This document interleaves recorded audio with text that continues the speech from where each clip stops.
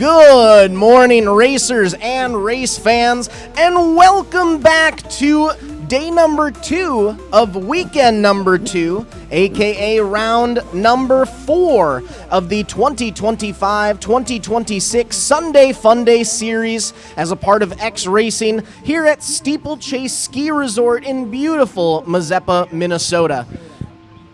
My name is Zach Bailey. I'm here joined by Dan Bailey announcing for MBTV Sports for a part of round number 4 of the 2026 Sunday Funday season. We had a great day of racing yesterday, nice set of heats, 2 rounds of mains, and we are looking to have another amazing day of racing here. As a reminder for those racers here at the track, we are staging for our first 4 races of the day. Final call to staging: race 1, 200 stock 9 to 12, race 2, junior 10 to 13, junior 14 to 17, and junior open, race 3, pro 206, super 225 kids, and race 4, transition 8 to 10 should all be in the staging area now, as we are about to go green flag racing in just a few seconds. Race 5, Junior Ditchbanger 10 to 13 and Leaf Spring. Race 6, 200 open, 200 stock 4 to 8, and race 7, transition 8 to 12 combined should all be making your way up to the staging area. But back to yesterday's events, we had a great day of racing. Nice new track setup from what we saw here a few weekends ago. I'm joined here in the booth by Dan Bailey. Dan, tell me about how you feel yesterday's races went. Well, I tell you, the Saturday portion, round 3 of the 2025-2026 X Racing Sunday Funday program was about as good as it could get.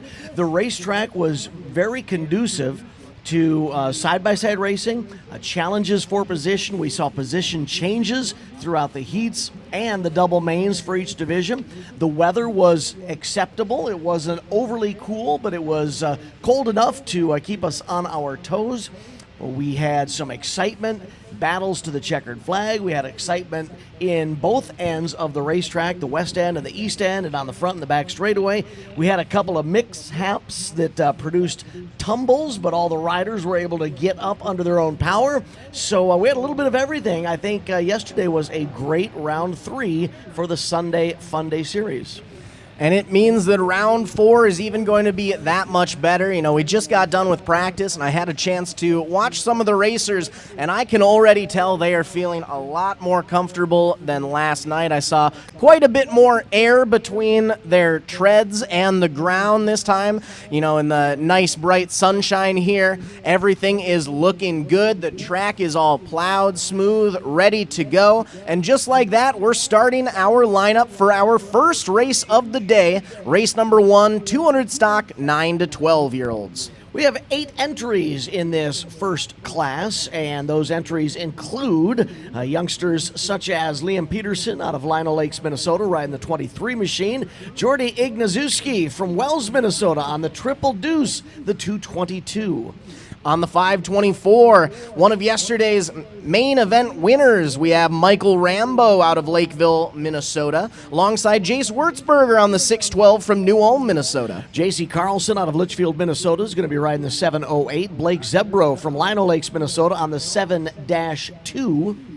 We have the 723 of Delano, Minnesota's Camille Gerday, and rounding out our 8-rider field for race number 1, the 989 of Prior Lake, Minnesota's Tyler Custodio. Look at our youngsters on the sleds, elbows up, ready for the start, and the light goes green, and our very first heat race of round 4 is underway, and it starts with a 4-rider drag race down the main straightaway and into turn number 1, the 524 of Michael Rambo, trying to make that inside run work, but alongside of him on the outside, the 989 of Tyler Custodio. Now, Custodio, during both of the mains yesterday, ended up finishing in second to Rambo. A little contact there, rubbing his racing, that's what they say, but Custodio and Rambo getting together, coming around that right-hand turn to get on him to the back straightaway. Now throw Peterson into the mix. He is trying to make up for some lost ground yesterday. yesterday. Now, Custodio finished second in both races yesterday. Peterson finished third in both races.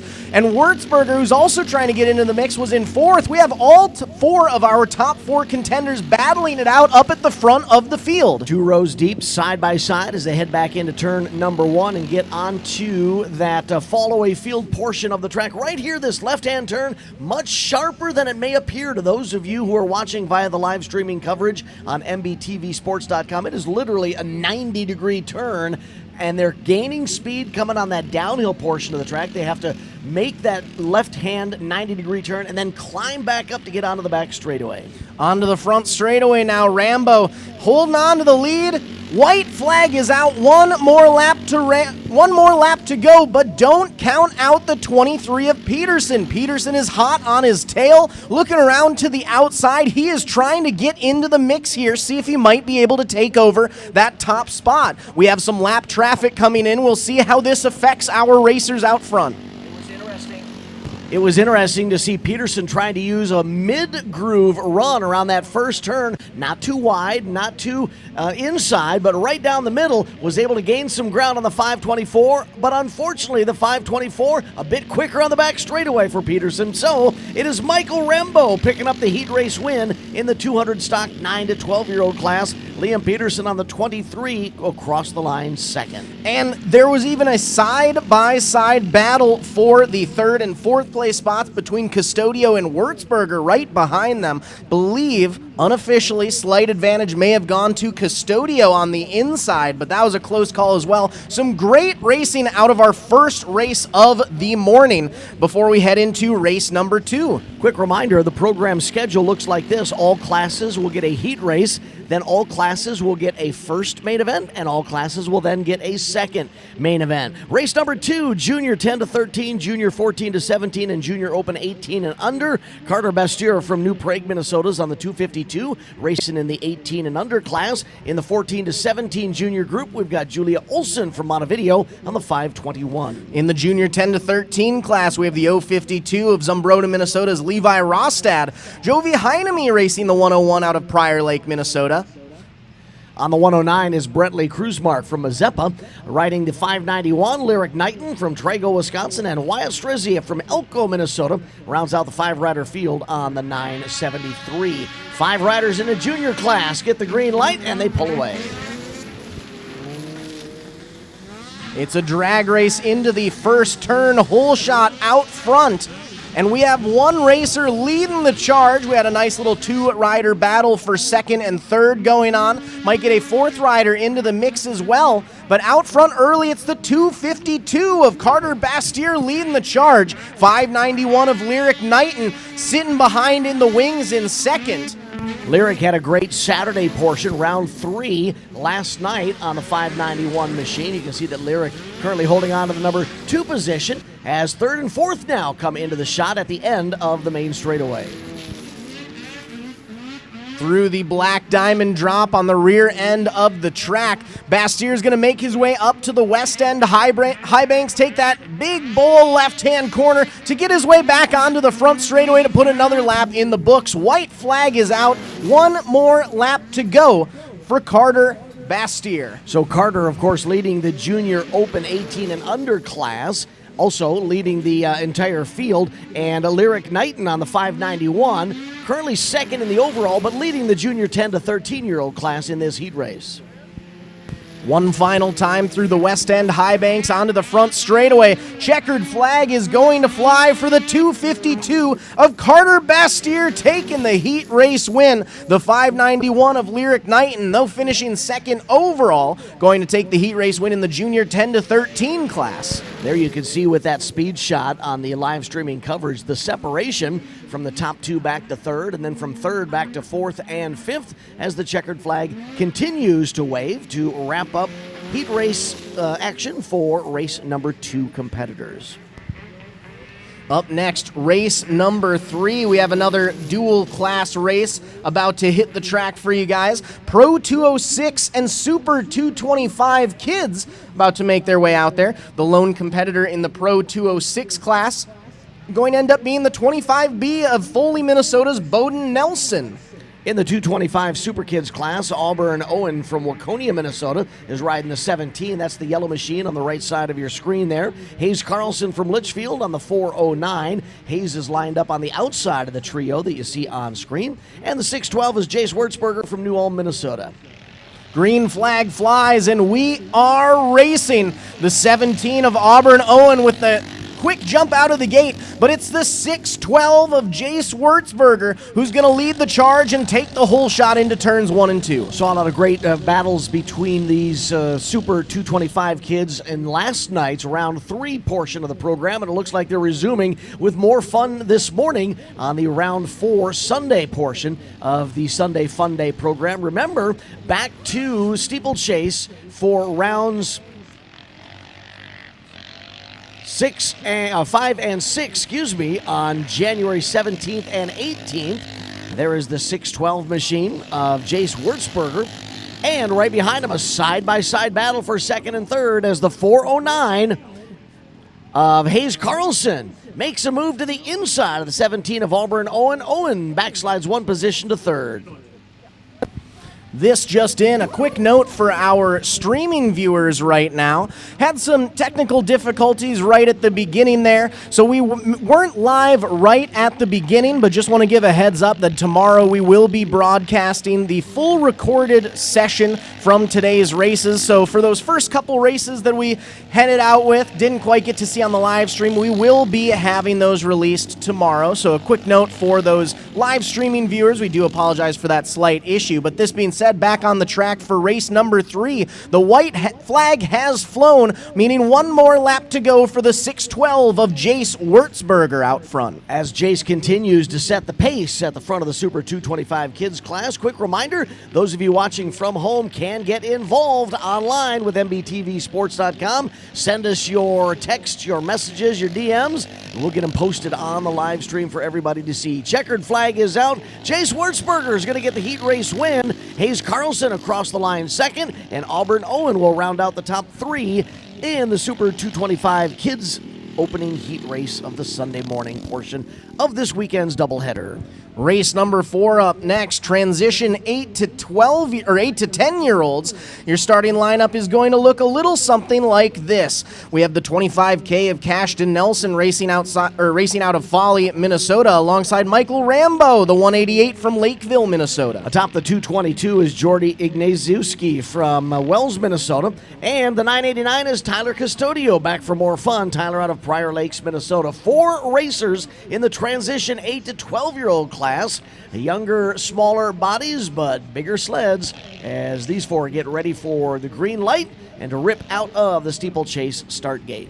Now, Michael Rambo took both feature race wins yesterday during our round 3 session, and I bet he's going to be itching to take a few more race wins today, so he'll definitely be a racer to keep an eye on. Along with him, also we have Tyler Custodio, the 989. He won both features during our first round of racing here a few weeks ago, so you'll definitely be wanting to watch those 2 racers duke it out. Green flag flies. An early race leader going to be the 188 of Michael Rambo leading the charge. Had them side by side for a moment there with Tyler Custodio, Michael Rambo, and Cashton Nelson. Nelson battled right into that first turn until the 188 of Rambo was able to complete the his hold on the lead and is going to lead lap number 1. Those top 3, though, nose to tail battling at the front of the field. Cashton Nelson, also a multi-time feature race winner in this class, taking both features of round 2 as well. So our top 3 competitors, all dual feature race winners, so they'll definitely be giving it their all during this class here today. Jordy Ignaziewski watching that 3-rider battle at the front of the field from 4th. Jordy's going to try and improve his times through this heat race, perhaps find a line that's going to be suitable for a little more speed so we can get up there and mix it up with the other 3. As the 188 of Rambo slowly starts to pull away at the white flag, we're seeing a nice little battle develop for second and third. Nelson has it. Custodio wants it. Both racers going to opt to take the outside line through the left turn fall away field in turn number 1, make their way through the Send It Squeeze, but Rambo out front has started to pull away from that competition. The West End High Banks await for the 188, your race leader, and Michael Rambo's going to take it all the way to the checkered flag. Rambo with a heat race win. He'll be followed by a very close battle for second and third. Cashton Nelson, I believe, going to hold on unofficially for second, with Tyler Custodio rounding out the top 3. Zach, you had mentioned those top 3 racers taking the outside lane around turn 1 and heading towards that fall-away field. Racers are going to lock that away in the memory bin because that inside lane was wide open. Could be an opportunity. Race number 5 now in the start gate. Junior Ditchbanger 10 to 13 going to be our first class hitting the track here of this double drop. We have the 5 of Wesley Sweeney from Spring Valley, Minnesota, alongside Trago, Wisconsin's Cassie Scott on the 27. Atop the 55 is Axel Flatham from Northwoods, Iowa. Brettley Kruzmark from Mazeppa, Minnesota on the 72. The 555 of Landon Podine out of Stewartville, Minnesota will round out our field in the Junior Ditchbanger 10 to 13 class. In the Leaf Spring class, we have the 96 of Douglas Summer from Webster, Wisconsin, and the 96X of Brighton Summer out of Danbury, Wisconsin. Garrett Johnson out of Rogers on the 506. Lyric Nightenback for more fun from Trago with a 591. We released all 10 of them at once. 4 wide, but unfortunately that's for second as our race leader squirts out to the early lead. Making our way through fall-away field into the Send It Squeeze. Out front earlier race leader is going to be the 72 of Brettley Kruzmark, but he's got company on the outside. Garrett Johnson on the 506 was able to make a move there on the back straightaway, take the lead away from the 72 of Brettley Kruzmark. Now Kruzmark is feeling heat in that battle for second and third. Now, Kruzmark's definitely going to be one to keep an eye on so far, as he has a full clean sweep in this class this year. He has won every single race from rounds 1, 2, and 3, so he is going to be itching for a few more. But Kruzmark's got company right behind him, another competitor hot on his tail in that third place spot, trying to make his way up to second place overall. Quick reminder, your top 2 as they take the white flag are racing in separate classes. The 506 of Garrett Johnson in the Leaf Spring class, the 72 of Brettley Kruzmark racing in the Junior Ditchbanger 10 to 13 class, as my goodness, Johnson took a hard landing there, getting into the Send It Squeeze left-hand turn, just bottomed out in the banking there, but is able to power away. Now the Send It Squeeze, not only does it go from about a 60, 70 foot wide straightaway down to about a 15 to 20 foot wide left-hand corner, it's also a sharp angle, 90-degree turn, so they've got 2 things to battle against as the 506 of Johnson takes the checkered flag and the overall heat race win in the Leaf Spring class. Brettley Kruzmark going to finish second overall, taking that heat race win in the Junior Ditchbanger 10 to 13 class. Another full gate headed your way for race number 6 heat action. 11 riders in the Steeplechase start gate. In the 200 open class, we'll find Jace Wurzberger back with the 612 machine. We've seen some great things from Jace this weekend. We'll be looking for more speed in this heat race. As we move into the 200 stock 4 to 8-year-old class, we find Brentley Schultz from Zimmerman, Minnesota on the 10. Rylan Betterly out of Cook, Minnesota is riding the 99. Piloting the 105 out of Stewartville, Minnesota, it's Brooks Podine alongside Cade Viden racing the 133 from Delano, Minnesota. Henry Rolfe from Lake City, Minnesota is on the 168. Leighton Henkes from Mayer, Minnesota is on the 219, and Sutton Henkes from Mayer, Minnesota is on the 304. The 312 of Eli Book out of Rochester, Minnesota. Litchfield, Minnesota's 409 of Hayes Carlson, and Owen Lance piloting the 410 from Claremont, Minnesota are going to round out your 11 racers in race number 6, 200 open, 200 stock 4 to 8. Looks like we've got 10 of the expected 11 sleds in the Steeplechase start gate. Not sure if we're going to wait for the 11th rider or not. The 312 of Eli Book all the way to the left, and I believe that is the 10 all the way to the right, but the green light is on, so here come our 200 racers. 4 wide, again, it's a battle for second, but they were tight as they crossed the line, getting started. The 409 machine of Hayes Carlson on the extreme inside. And out front, way ahead of the rest of the pack, the 612 of Jace Wurzberger. showing these stock racers how it's done. Now, Jace Wurzberger all alone in that 200 open class. The 200 stock class currently being led by the 409 of Hayes Carlson, who's had a pretty solid weekend here, taking both the wins in the 200 stock 4 to 8 class yesterday. Jace, respectively, taking the wins in the open class as well. Out front, Jace Wurzberger going to put a first official lap in the books on that 612 machine. He's got about the entire length of the front straight, well, maybe half of that front straightaway separation back to second as the 409 of Carlson continues to run in the number 2 spot. Then I believe it's the 312 of Eli Book, who is moved up to the number 3 position in the overall running order, followed by the 133 of Cade Vadine. Now, we were saying how there's 2 different classes out here. The main differences between them are going to be, obviously, the 200 stock class is stock only. Only modifications allowed is suspension springs. Clutching, exhaust gearing, and shock absorbers must all be OEM, can't be deviated from. No studs allowed in either of these classes, but the 200 open class, that's going to be for those non-stock 200 machines, which is what we see the 612 of Wurzberger on right now. But he's got company, the 409 of Hayes Carlson right behind him on the stock 200, slowly but surely starting to catch up to the 612 of Wurzberger. And as we make our way through the rear end of the field, we'll see if Carlson might be able to throw a little bit of a challenge his way. Yeah, I tell you, Hayes has found some speed late in this heat race, and he has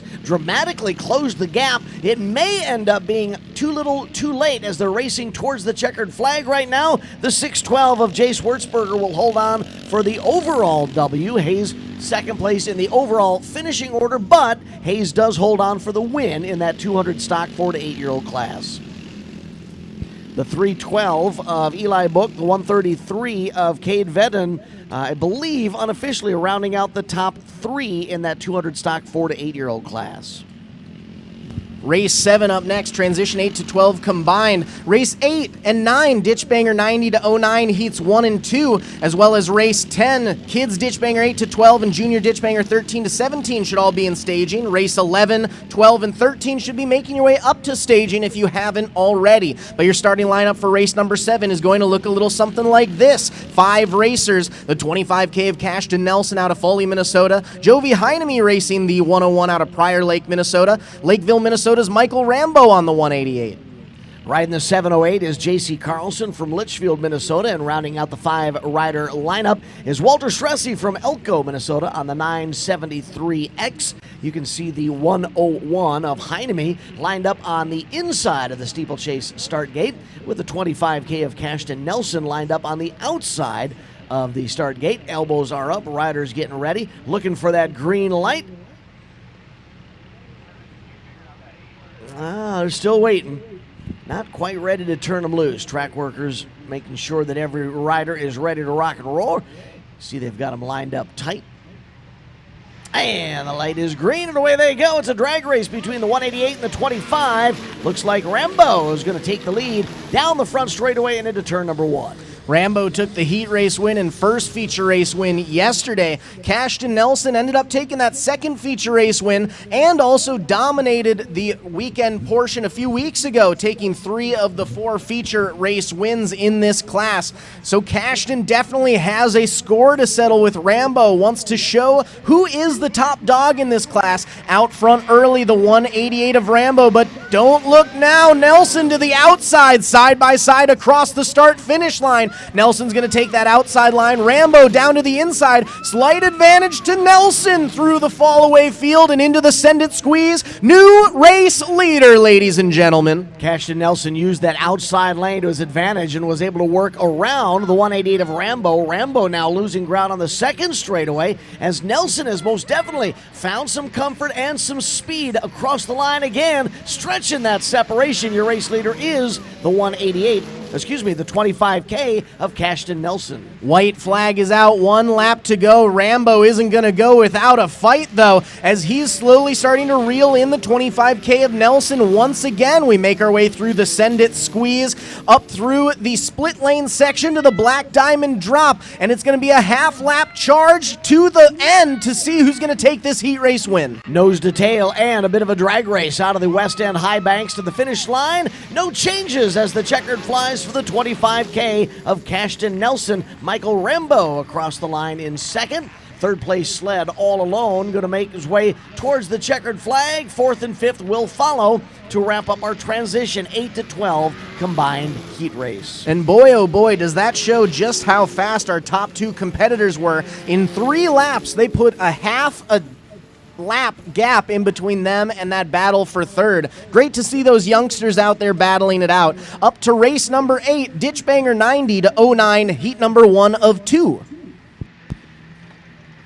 Riders in the start gate include Ezra Niebuhr from Taylor Falls, Minnesota, riding the 3, Jory Cordes from Zimmerman, Minnesota, atop the 7, and McKendall Kempe from Bloomer, Wisconsin, on the 26. We have the 74 of Mondovi, Wisconsin's Dawson Tron, Shane Halverson piloting the 122 from Orr, Minnesota, and Merrill, Wisconsin's 126 of William Marble. On the 248 is Zimmerman, Minnesota's Ryan Cordes. Out of Winstead, Minnesota, we'll find Mason Dolly riding the 423. The 566 of Tom Hansen from Chisago City, Minnesota, and Lucas Hollicky out of New Prague, Minnesota on the 726 will round out your 10 sled field for heat number 1 of 2 in the Ditchbanger 90-09 class. At last count, over 150 competitors at Steeplechase for today's Sunday portion of the Sunday Funday doubleheader weekend. And our Ditchbanger 90-09 first heat is underway. Had a bit of a drag race there out of the start gate, down the front straightaway. Top 3, top 5, top 7, top 10 are all in the mix early in this one. Now this is by far our biggest class we have here at Sunday Funday. Class so big we have to split it up into 2 separate sections. 10 racers in this class, 10 in our following, for a total of 20 Ditchbanger 90-09 racers. And out front early, putting the first lap in the books, we have our leader out front ahead of a 2-rider battle for second and third. Looks like that's the 726 of Lucas Hollicky out front. The 126 of William Marble currently sitting in second, but they've got company behind him. The 7 of Jory Cordes trying to get in the mix as well. Nice 3-rider battle at the front of the pack. Plenty of battles for position just outside the top 3 as well. There you see the 126 machine of William Marble trying to stay with your race leader, Hollicky, who had an exciting Saturday night portion of this doubleheader. Some speed and some wild moments as well. Here's a challenge for the lead in the left-hand turn number 1. Down the drop and into the right-hander. Who's going to get the lead on the back straightaway? Hollicky finished second in the feature race yesterday. In one of them, ended up actually having some issues during one of the other races, but Hollicky trying to make up for some lost ground right now, taking the heat race win by a hair. That was quite a battle right down to the line, and unofficially it sure looks like Hollicky was able to hold on for the win on the 726 machine. The 126 of William Marble crossed the line in second, and I believe unofficially Jory Cordes was able to hold on for a third place run on the number 7 machine. We get ready for the first heat for the second group of Ditchbanger 90-09 competitors. Race 10, Kids Ditchbanger 8-12 and Junior Ditchbanger 13-17. Race 11, 600 Open 18 plus and 800 to 850 cc Open. Race 12, Ditchbanger 03-16, Ditchbanger triples, and the TSS 440-600 Invitational should all be in staging. Races 13, 14, and 15 should all be making their way up if they haven't already. For race 9, your starting lineup's going to look like this. The 6 of Gavin Peterson out of Chisago City, Minnesota, alongside Scott Kempe racing the 24 from Bloomer, Wisconsin. Bailey Johnson's on the 27. Joshua Berg's riding the 84. 175 of Reed Zaborowski and the 217 of Parker Helmbrecht. Teddy Ballard's on the 329. Peyton Helmbrecht with a 425. The 580 of Brian Witham and Jaeger Cordes on the 731 going to round out your field as the green flag flies. Looks like 9 of the expected 10 racers in the start gate for this one. The 731, I believe, of Jaeger Cordes going to get the early lead. Jaeger's been dominating this class as well with a couple feature race wins. Also keep an eye on Peyton Helmbrecht, double feature race winner from yesterday. But boy, oh boy, we have a full crowd in this race. Our first couple racers up front go a little single file, but second on back, all now in side-by-side battles for position. Gavin Peterson on that number 6 machine in a battle with a 425 of Peyton Helmbrecht, so that would be second and third. Your race leader continues to be the 731. He went a little wide into that left-hand turn.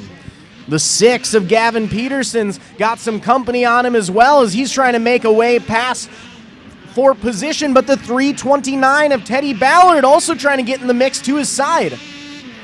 There's your race leader, the 731, taking the white flag. Jaeger Cordes with the lead on the start of the final lap, headed to the east end of the Steeplechase Oval.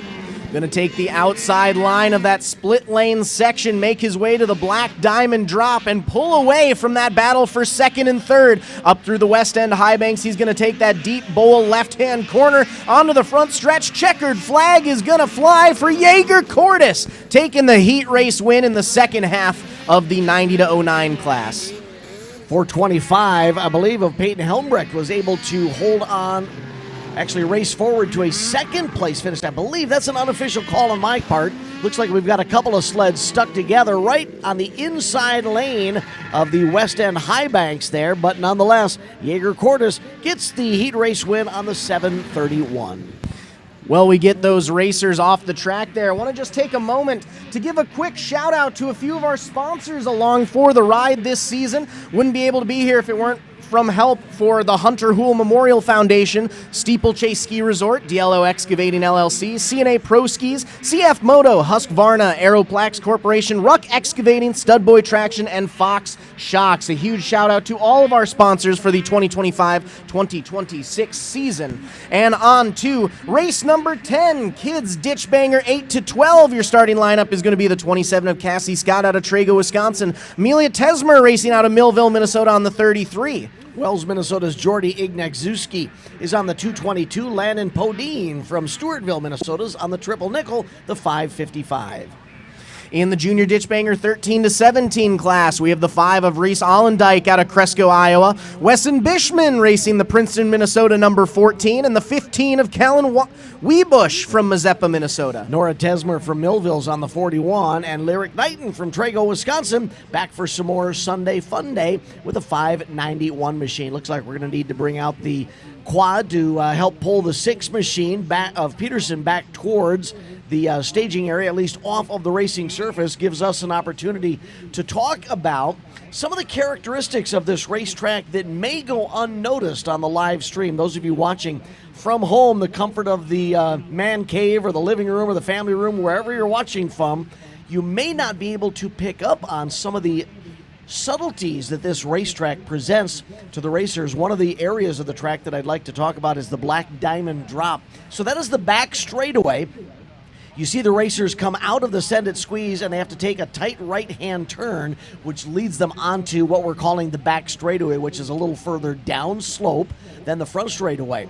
And on screen, it looks like a regular straightaway, but we were doing our track walk yesterday and today, and it is a dramatic drop. That's why we've called it the Black Diamond drop. From right about the middle of that back straightaway, they go almost straight downhill. It's got to be about a 50 to 60-foot drop before they begin to climb back up into the west end high banks. A very unique portion of this track that may be missed by those of you watching at home.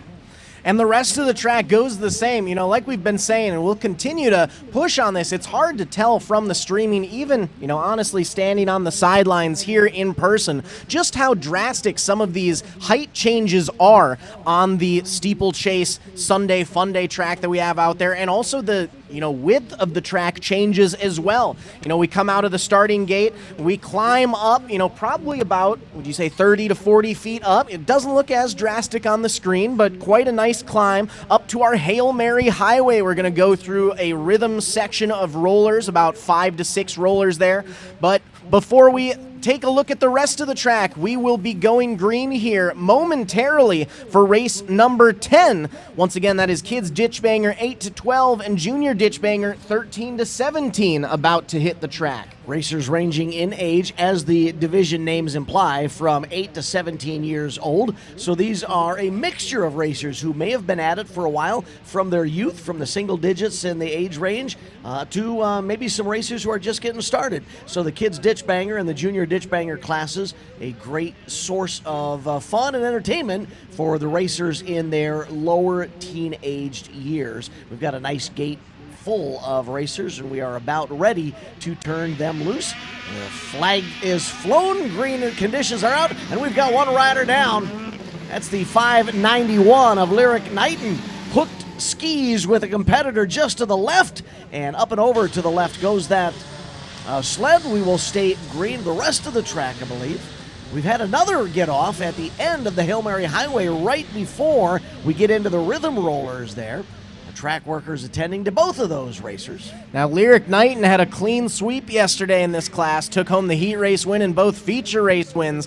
Looks like that clean sweep has come to a close, however, as the 5 of Reese Allendike going to be your early race leader. Reese ended up winning both features of our round 1 back on December 13th. He's coming back again, seeing if he might be able to reclaim a few more here as he makes his way through the Send It squeeze over to that split lane section where he's opting to take that outside left-hand smoother lane up to the Black Diamond drop and into the West End high banks. Any of you at home who are new to Snowcross action, waving yellow flags are local caution flags. So when the racers get to those waving yellows, it's got to be treads and skis on the ground and no passing for position during that yellow flag section on the track. Once they get past whatever the issue is, in this case, it's a couple of riders who have had some issues and some get-offs. Once they get past that rider who's off the sled, then they can open it back up and battle for position. So your early race leader, or your race leader midway through this one, is the number 5 of Reese Allendike, and right behind Reese, the 14 of Wesson Bishman, holding on to second. Checkered flag is going to fly, though, for Reese Allendike, going to take the heat race win here today in the Junior Ditchbanger 13-17 class.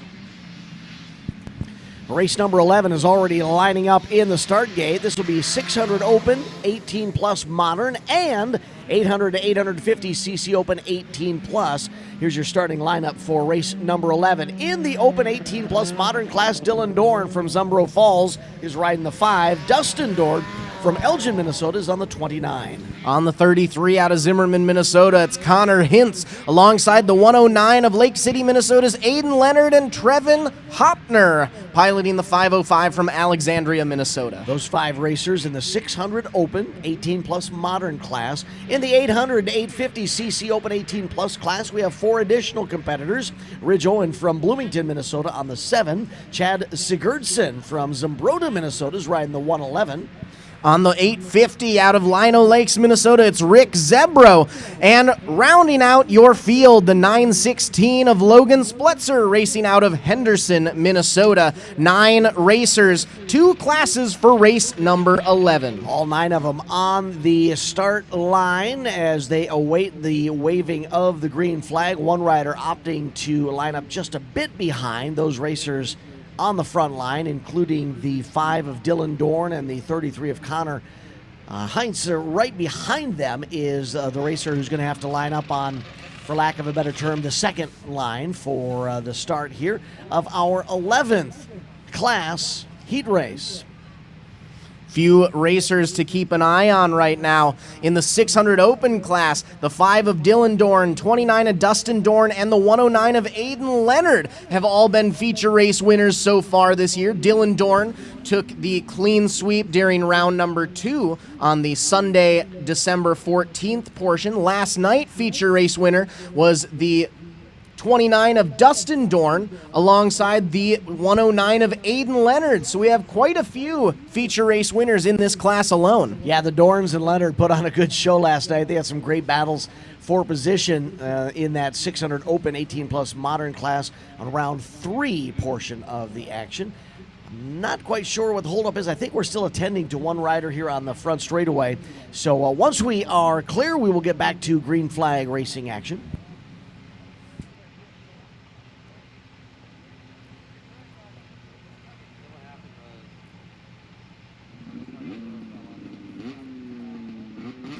In the meantime, while we finish everything off here and get ready to go racing here momentarily on race 11, want to give a quick reminder to those of you in the grandstands here. Race number 12, Ditchbanger 03-16, Ditchbanger triples, and the TSS 440-600 Invitational. Race 13, our WSAX classes. Race 14, Ditchbanger twins, and race 15 plus 30 Snowcross should all be in the staging area. Race 16, almost a pro Podine Invitational. Race 17, in a big Yank Midwest Detail, and Race 18 120 Stock should all be making your way to the staging area as we will be going green flag racing for you guys momentarily. And in addition, a few thanks to a few more of our sponsors here at Sunday Funday through X Racing: Woody's Traction, Podine's Power Equipment, Henko Utilities, Moto Pros, and Cannon Power Sports. If you're out in the community at all and happen to see any of our sponsors for the Sunday Funday races, make sure to give them a big thanks, give them a shout out, if it wasn't for them, we wouldn't be able to bring some awesome racing action to the beautiful slopes of Steeplechase Ski Resort here in Mazeppa, Minnesota.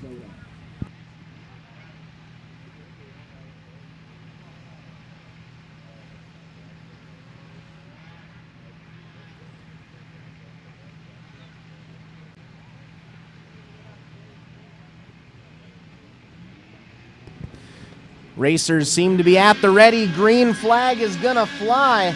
And we are back to green flag conditions here at Steeplechase Ski Resort. Out front early, it's gonna be the 5 of Dylan Dorn, the 109 of Aiden Leonard sitting in second. And we've got company right behind him as well.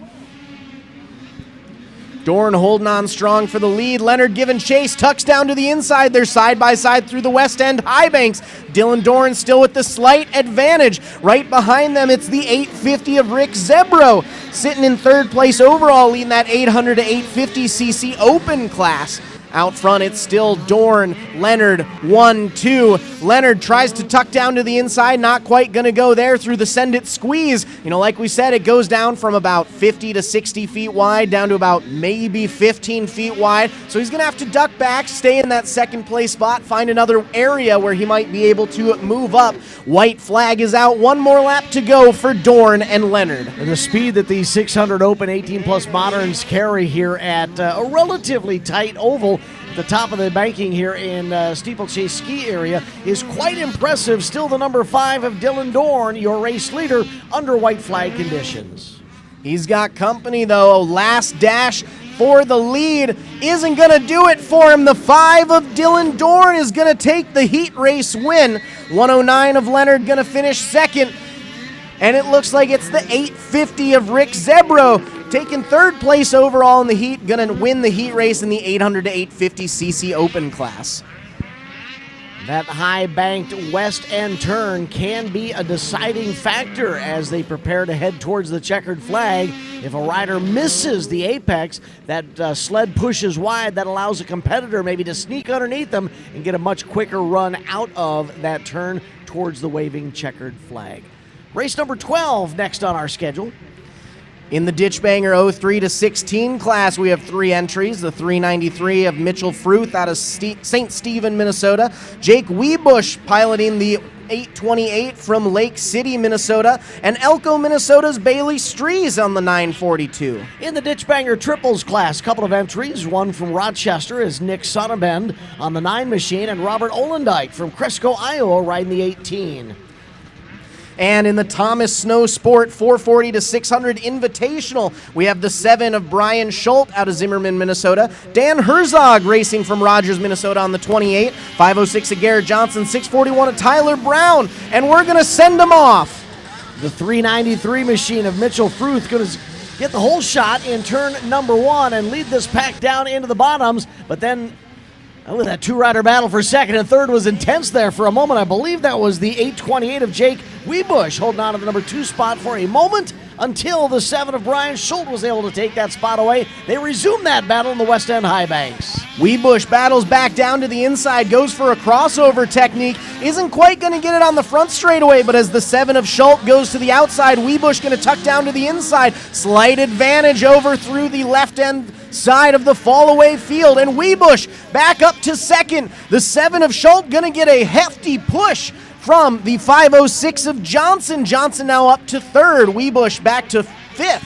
Yeah, it was a hair-raising moment there for the 7 of Brian Schultz as that sled got all the way up onto the top of the banking, and it's fall away from there as they head on down the ski slope. So a nice save by the 7 of Brian Schultz.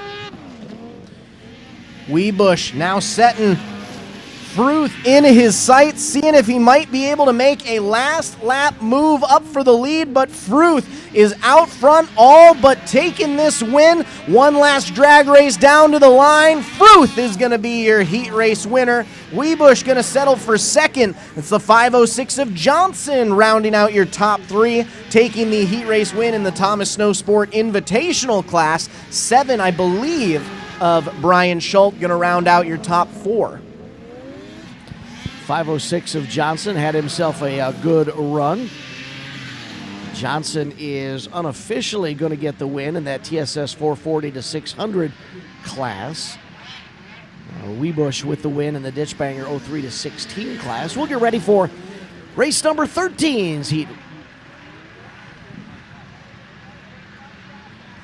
Race number 13, we have a triple WSAX class. In the WSAX Open class, the one of Tucker Kempe out of Bloomer, Wisconsin, and Jaeger Cordes racing the Duluth, Minnesota, number 731. Shane Halverson from Orr, Minnesota is on top of the 122 with William Marble from Merrill, Wisconsin on the 126. The 24 of Scott Kempe from Bloomer, Wisconsin, and Joshua Berg piloting the 84 from Mondovi, Wisconsin. Lucas Halicki from New Prague is on the 726. The 329 of Teddy Ballard from Irma, Wisconsin will round out the 440 class. And all alone in the 600 improved class, we have the 99 of Ethan Duncan from Jackson, Minnesota, as the green flag flies, and it's the one of Tucker Kempe out front with the early lead. Just going to step back one race to race number 12. I incorrectly stated that Weebush was the heat race winner. It was Mitchell Fruth on the 393 that picked up the W in the Ditchbanger 03 to 16 class. We return our attention to the 440 improved, 600 improved, and WSAX Open classes as their heat race rages on. Top 2 coming to the line to complete lap number 1. They are elbow to elbow. Cordes looks to the inside, tries to make a move on the one of Kempe. They've been battling it back and forth all weekend, side by side through fall-away field into the send-it squeeze. Who's the squeeze going to squoze? Looks like it's Kempe moving back to second. Cordes going to move up to the top spot. Nice move by Cordes there. Took the inside lane in turn number 1 and then down through fall-away field. Was on the inside of the send-it squeeze. Saw that he had an opening. Was able to take it to the inside of that split lane choice and solidify his hold on the lead. White flag is out. One more lap to go for this battle in the WSAX Open class. Just behind them, still in the top 3, though, the 726 of Lucas Halicki, holding on to that third place overall spot, leading that 440 improved class just behind, but the battle out front no longer raging as the 731 of Jaeger Cordes going to take the checkered flag in the X Open class. Kempe going to finish second.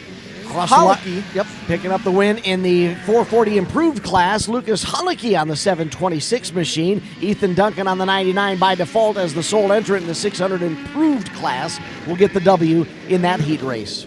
Up next, race 14, Ditchbanger Twins. Race 15, plus 30 Snowcross. Race 16, almost a pro Podine Invitational. Race 17, in a big Yank Midwest Detail. And race 18, 120 stock should all be in the staging area. Race 19, 120 improved stock should also be making their way up to staging right now. But in race 14, Ditchbanger Twins, 11 racers going to hit the track. We have the 3 of Ezra Nyber out of Taylor Falls, Minnesota, alongside Chisago City, Minnesota's Gavin Peterson on the 6. Jory Cordes hauled in from Zimmerman, Minnesota with a number 7 machine. Easton Bishman from Princeton is on the 42.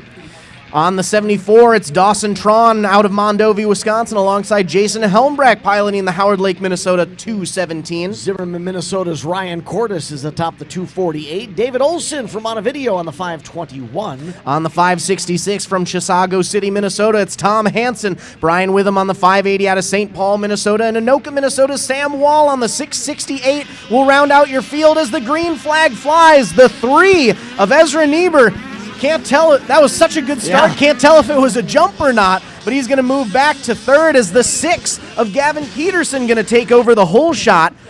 Yeah, I wasn't sure if the 3 of Niebuhr jumped the starter had just had such good reaction time that he left everybody else in his dust. The 3 now is battling for third and fourth, actually, as I believe that is the 42 of Easton Bishman. No, I'm sorry, the 521 of David Olson working with him. Out front, it's the 3 machine.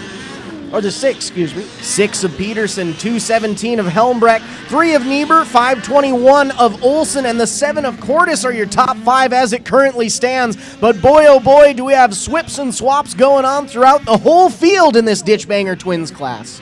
Top 5, relatively tight single file action. Outside the top 5, we have had some side-by-side action as the number 6 of Peterson takes the white flag. One more lap to go. You can see Peterson is pretty well committed to the inside lane to that first turn. Making our way through the send it squeeze, the 6 of Peterson, setting some distance between himself and the 217 of Helmbrecht. I believe still currently standing in second through the west end high banks onto the front straightaway.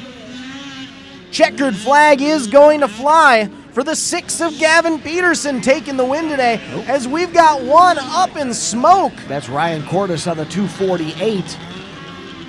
Right at the end of the front straightaway, and that was a barrel roll. As you can see, he's got some of his visor still sitting in the dirt and the snow behind him, so a hard get off for that Ski-Doo racer, Ryan Cordes, on the 248 machine, but glad to see Ryan back up under his own power, able to refire that machine and pull away.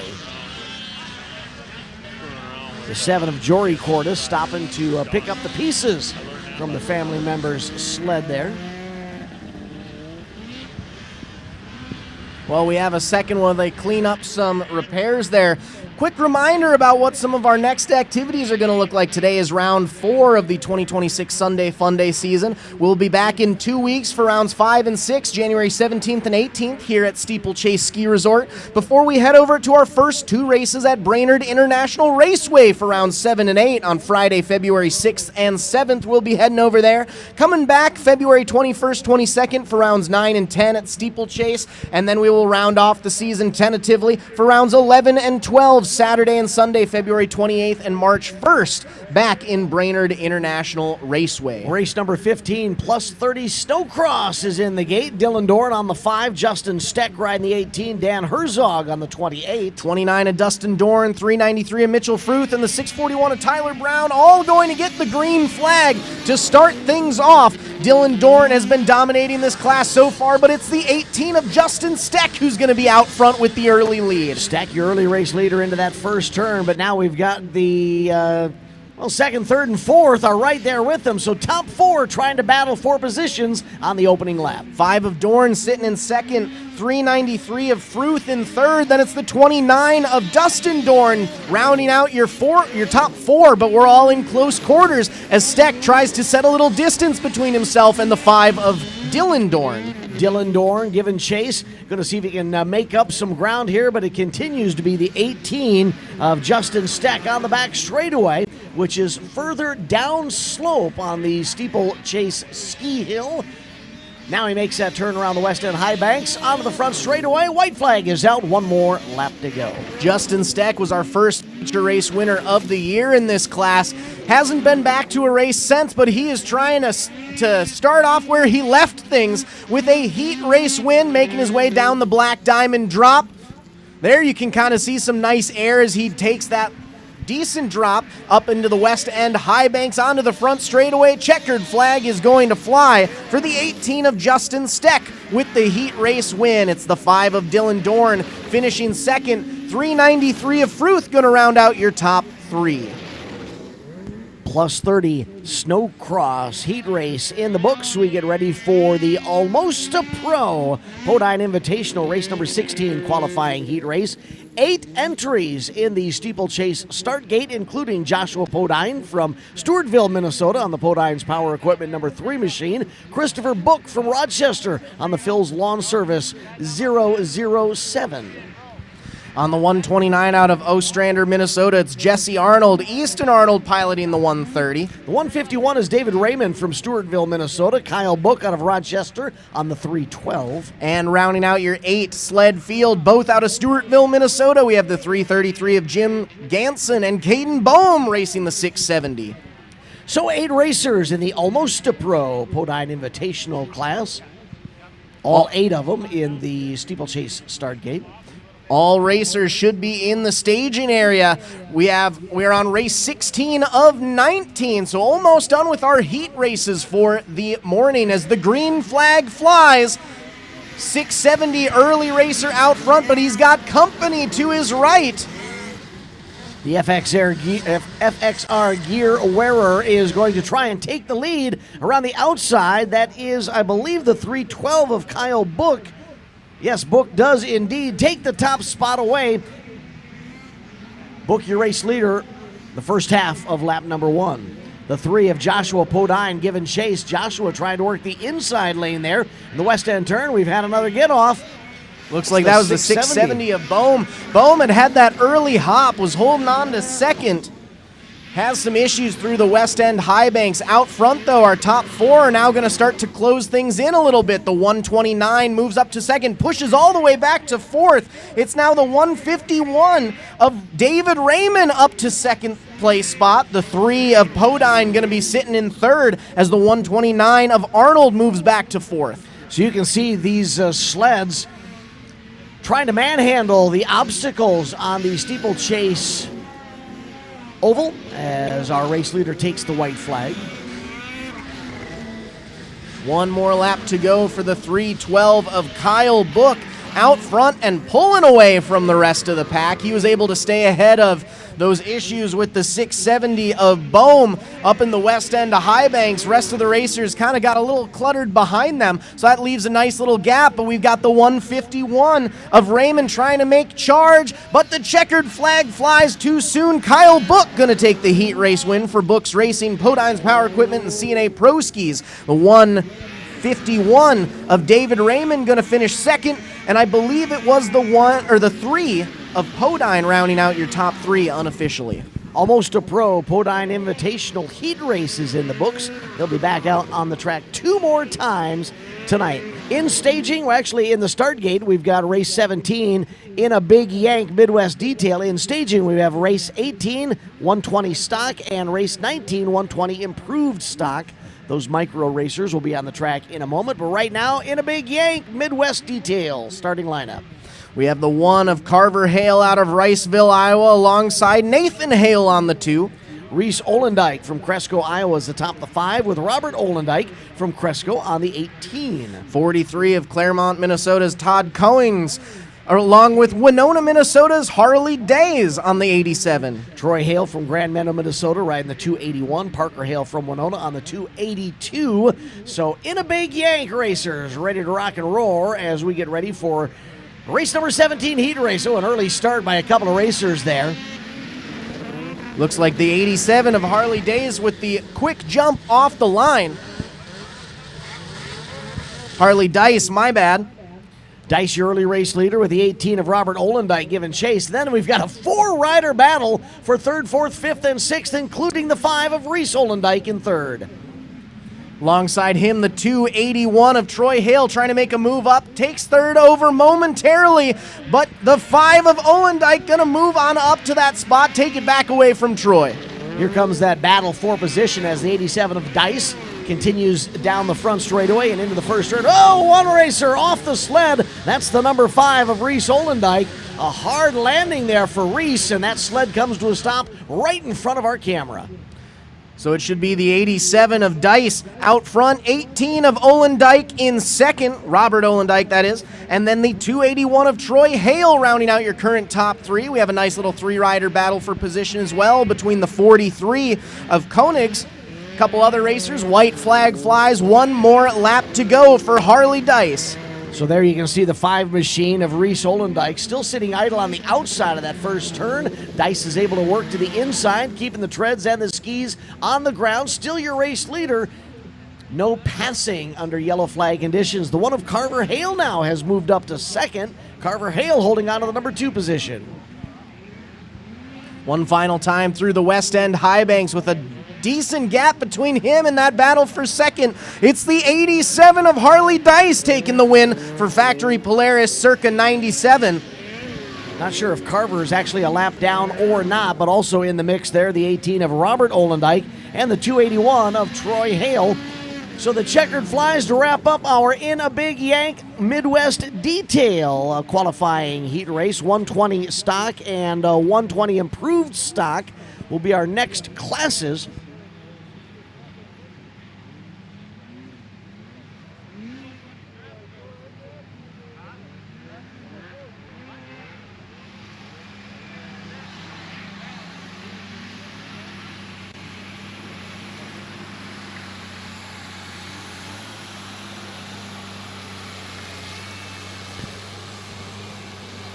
All right, intermission time. We've got our heat races in. You can see we've got the heavy implements out on the Steeplechase Ski Hill Oval. So a slight break, and we are going to remind our racers here at Steeplechase that we will begin loading the staging gates at about 20 past 12, 12:20, 12:25. That's about 30 minutes from now. So those racers in races number 1, 2, 3, and 4 should begin staging at about 12:20, 12:25.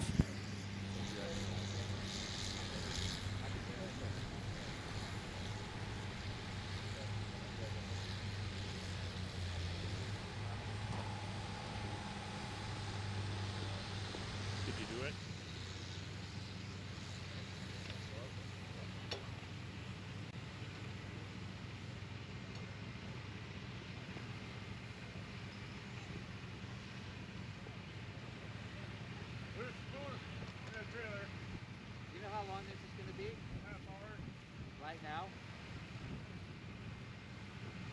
40 minutes right now? Okay. Something told me to take like a 30-40 minute break right now. And the food is trail.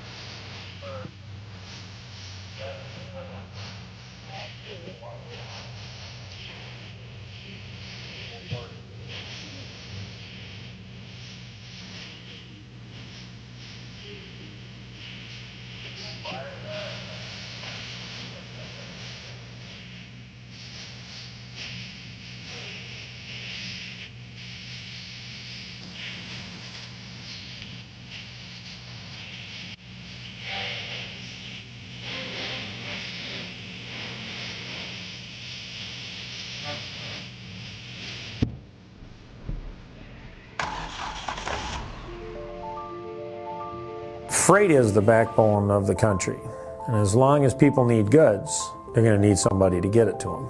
My name is Matt Bohl with QualityFreightRate.com, powered by T-Force Worldwide. We provide LTL, truckload, and expedited freight services across this country. If your freight weighs over 120 pounds going over 120 miles, that's where my shipping rates kick in. We help companies ship easier for less. With our system, our customers are able to quote and book shipments with ease 24 hours a day, 7 days a week. If you're having trouble with damages, lost freight, claims of any sort, we can help you with our experience, solve the problem, tell you why it's happening and what you should do to prevent it in the future. Me and my team have been together for over 20 years. We know this industry. We can help all size business, big or small. We love them all, but we have a special spot for small business. Small businesses are pillars in the community. Low rates are critical for a small business because the margins are generally pretty small. They need to have competitive rates. They can't be getting gouged or they lose the sale. Freight is simple. People make it difficult. We work as consultants in the industry, so it doesn't matter what your problem is, we'll solve it. We educate the customers. We solve problems and we lower their shipping rates. And that's what I've been doing for 20 plus years.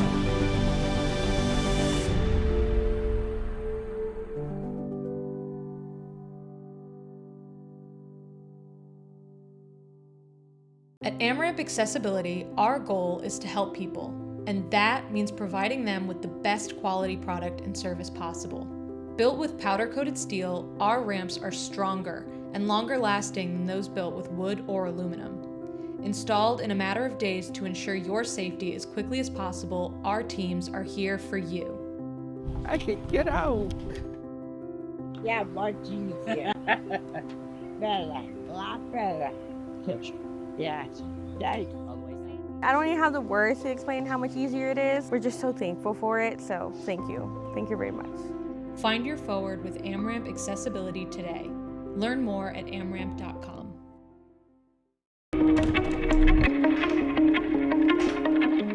My name is John O'Connor. I'm a snowboarder for life and a business owner in Windham, New York. We run a restaurant and inn here. This is our backyard.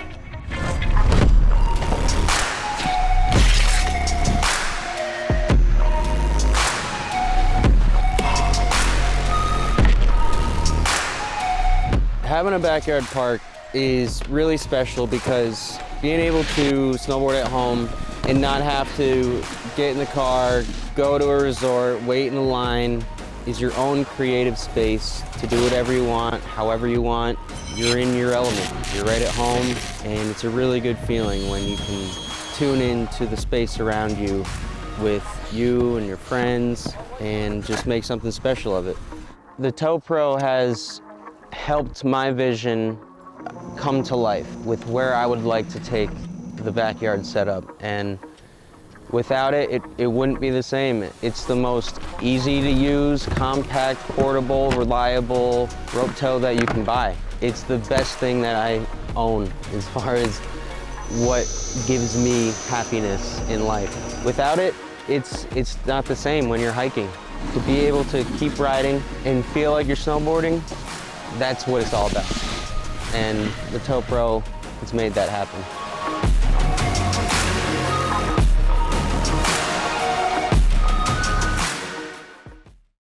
Painful steps shouldn't be part of your daily routine. At Foot and Ankle Clinics, PA, we specialize in diagnosing and treating a wide range of foot and ankle conditions, from heel pain and bunions to diabetic foot care and sports injuries. Our board-certified podiatrists, Dr. Jeff Pellersells and Dr. Russell John Hill, bring decades of experience and a compassionate approach to every patient. At our clinic, we are dedicated to serving the community with the highest level of care. Your well-being is our top priority. Serving the communities of Woodbury, West St. Paul, and Edina, we're committed to providing personalized care tailored to your needs. Don't let foot or ankle pain hold you back. Visit footandankleclinics.com to schedule your appointment today.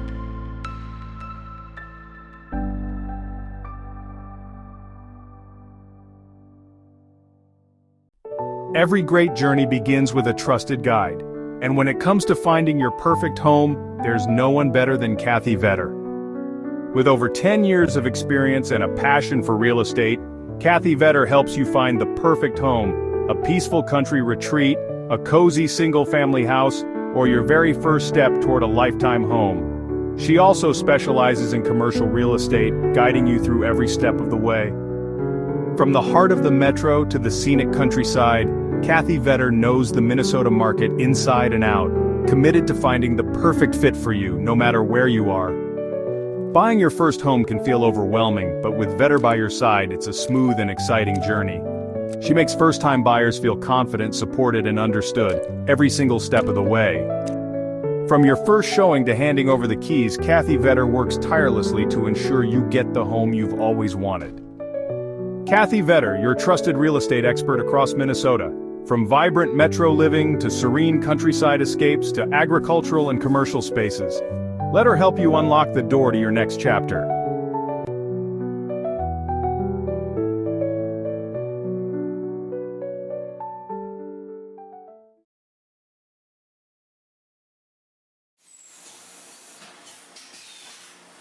My two passions in life is racing and selling good high-end meat.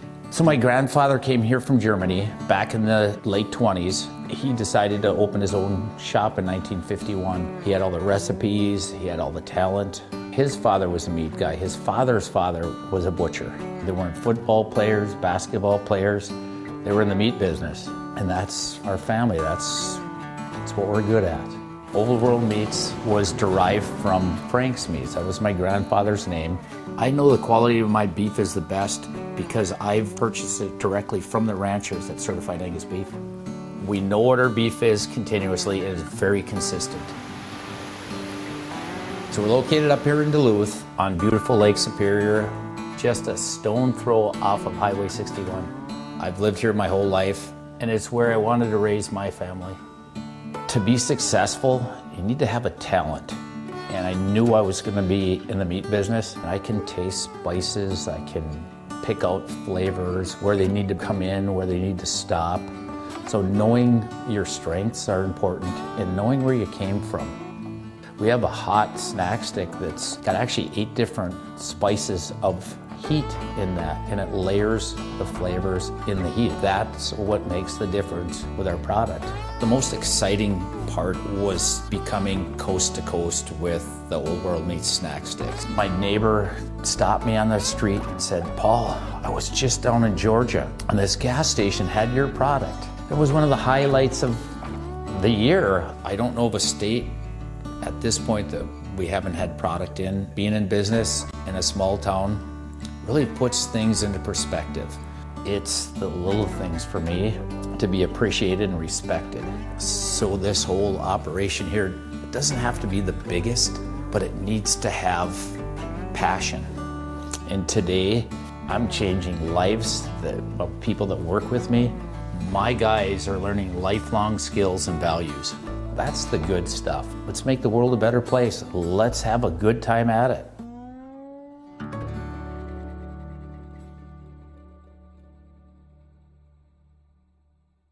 When you've got to ship it from anywhere to anywhere, QualityFreightRate.com. The LTL Freight Logistics Specialist for your small business. QualityFreightRate.com. We simplify shipping, eliminate those surprise charges, and negotiate the best rates from most LTL qualified carriers. QualityFreightRate.com. Special residential and liftgate rates available for automotive and ag implements. QualityFreightRate.com. Use the promo code ICE and get 10% off your first shipment. Startup is so easy. Get a quote and ship today. QualityFreightRate.com. Good afternoon, racers and race fans, and welcome back to round number 4 of the 2025-2026 Sunday Funday racing season here at Steeplechase Ski Resort as a part of X Racing. My name is Zach Bailey. I'm joined here in the booth by Dan Bailey as we are officially ready to go for our first of 2 rounds of main events for round number 4. We saw some great heat race action from the other classes. Now we're rolling out the 120 stock, and in a moment we'll have the 120 improved stock racers. These are youngsters ranging in age from 8, 9 years old down to as low as 4 years old. So youngsters getting the taste for the fun sport of snowmobiling. Race number 18, this will be their first main event. 120 stock competitors, including the 7 of Peyton Schultz from Zimmerman, Minnesota, the 11 of Raylan Johnson from Alexandria, Minnesota, Oakland Geezy from Alexandria on the 20, Bowden Nelson out of Foley, Minnesota will be riding the 25B, and Case Vaden from Delano, Minnesota is on the 33 machine.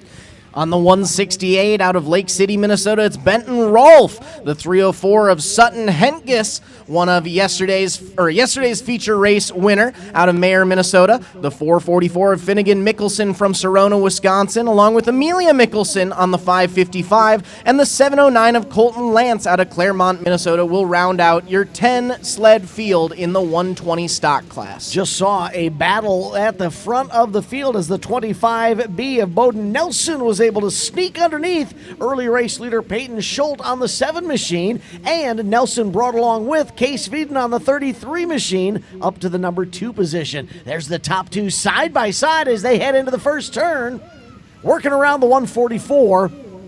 Can see the 25B of Bowden Nelson taking in the sights as he's going down the straightaway. See him looking over at the grandstand watching his view. Oh, there goes the 444 of Finnegan Mickelson. Come to a little stall in that right-hand hairpin corner, but out front it is still Nelson all day long. You can see these youngsters are beginning the process of picking up a little speed, and some of them are finding out that if you carry too much speed into the turn, that sled is going to push wide. So we're seeing some of these sleds take a quite wide exit from the turn. There's another battle for position. 4 riders all in the shootout as they head down the back straightaway.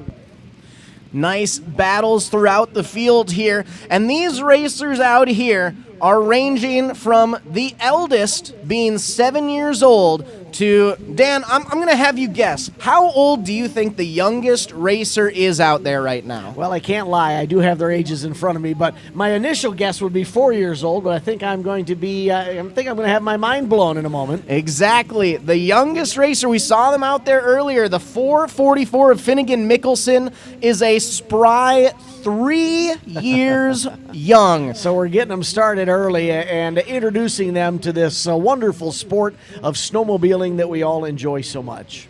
Exactly. So we will get them all stopped and lined up and ready to go for their next main event here.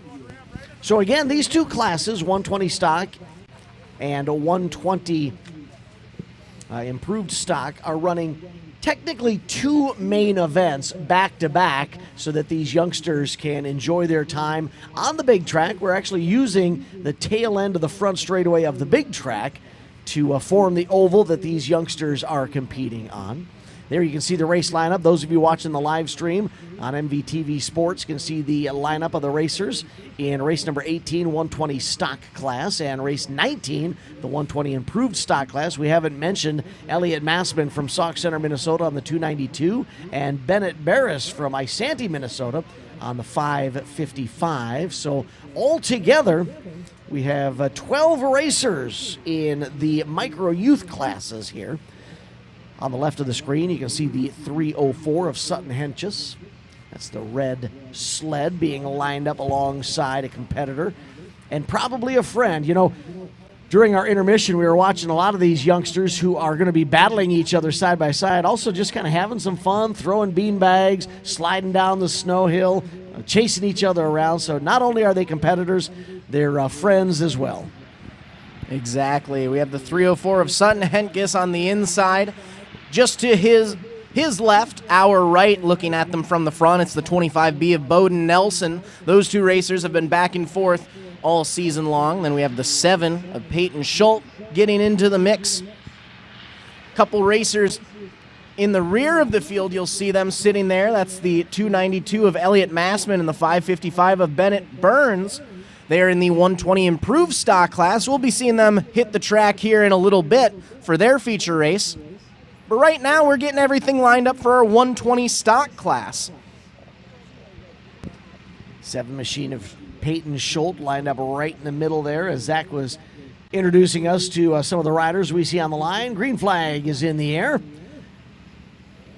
It's a drag race out front between the 304 of Hentges and the 25B of Nelson. Nelson going to take the early lead. Hentges looks to the inside, 3 wide as we go through the hairpin corner. The 33 of Vedden getting into the mix as well. We've got some close quarters racing throughout our top 3, as now it's the 304 of Hentges back up to the top spot. Of course, those are your top 3. Fourth is just behind them, and then we've got another 3 rider battle to either get into or stay in the top 5. So battles through the field in this 120 stock class. And don't look now, the 555 of Amelia Mickelson currently sitting in 5th place. She's slowly starting to reel in that side-by-side battle for 2nd and 3rd between the 25B of Nelson and the 33 of Vedden. So we might be seeing another little battle for position there raging on, as now the 304 of Hentges slowly but surely starts to come upon the rear end of the field.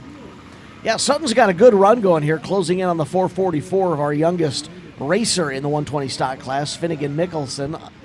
And then right behind him, the 33 of Case Vedden. Also going to get maybe boxed in as a competitor works to the inside there. That's the 25B of Bowden Nelson. Bowden hooked together a little bit with the 444 of Mickelson. 709 now of Colton Lance feeling the heat from the 304 of Sutton Hentges. Now, even though these racers are between the ages of 3 and 7, does not mean that we're not going to see some great racing action in there. Starting these kids off young, getting to let them know the ropes of what it's like to be a true snowmobile racer. And as the checkered flag flies, your feature race winner is going to be the 304 of Sutton Hentges, taking the win for Hentges Landcorp, Precision Tune Automotive, Domco LLC, Mice Watkins Outland Wraps today. And I believe it was the 33 and the 25B of Case Vedden and Bowden Nelson, respectively, coming across the line near side by side for second and third. The 555 of Amelia Mickelson going to round out your top four. As we send off our 120 stock class, we're going to move on to our 120 improved stock racers. We just have two racers hitting the track right now. It'll be the 292 of Sauk Center, Minnesota's Elliott Massman, and Bennett Barris racing the 555 out of Isanti, Minnesota.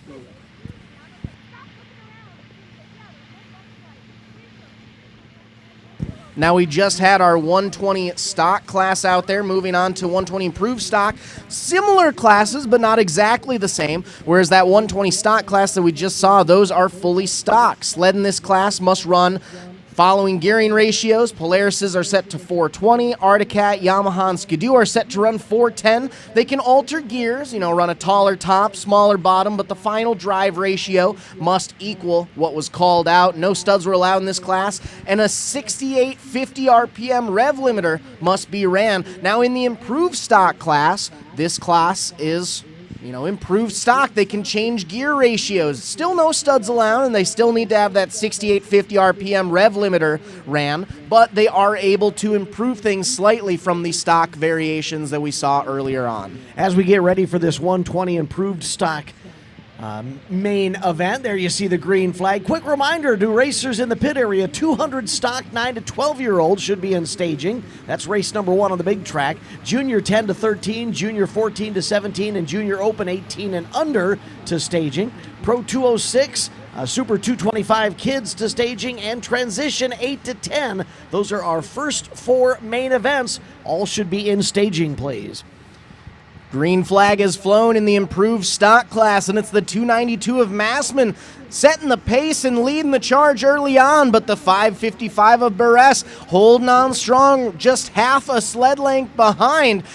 They might be getting close to touching. Barres is going to look to the inside, seeing if he might be able to make a move through this roller section. Gets a little bit of a cross rut there, loses a little ground on Massman, but not too much. Still keeping him in his sights. Boy, Massman is really riding that sled for all it's worth, really getting into it, fighting the handlebars there, trying to get that 292 to rotate in the turns, and then right behind him, Bennett Burris on the 555 giving chase. Nice little nose-to-tail battle in our 120 improved stock class here. You see, these kids are proving that even in a class of 2, we don't have to worry about not being able to have some nice battles raging on. They're keeping each other in their sights. Might not be seeing any passes for the lead just yet, but Barris is holding on to Massman right now, trying to do all he can to potentially look up toward that top spot. This time around the east end turn of what we're calling the micro track here. Checkered flag will await the 292 of Elliott Massman. Massman with the main event win. And now I believe we're going to bring them back to the front straightaway here, re-rack them and re-stack them.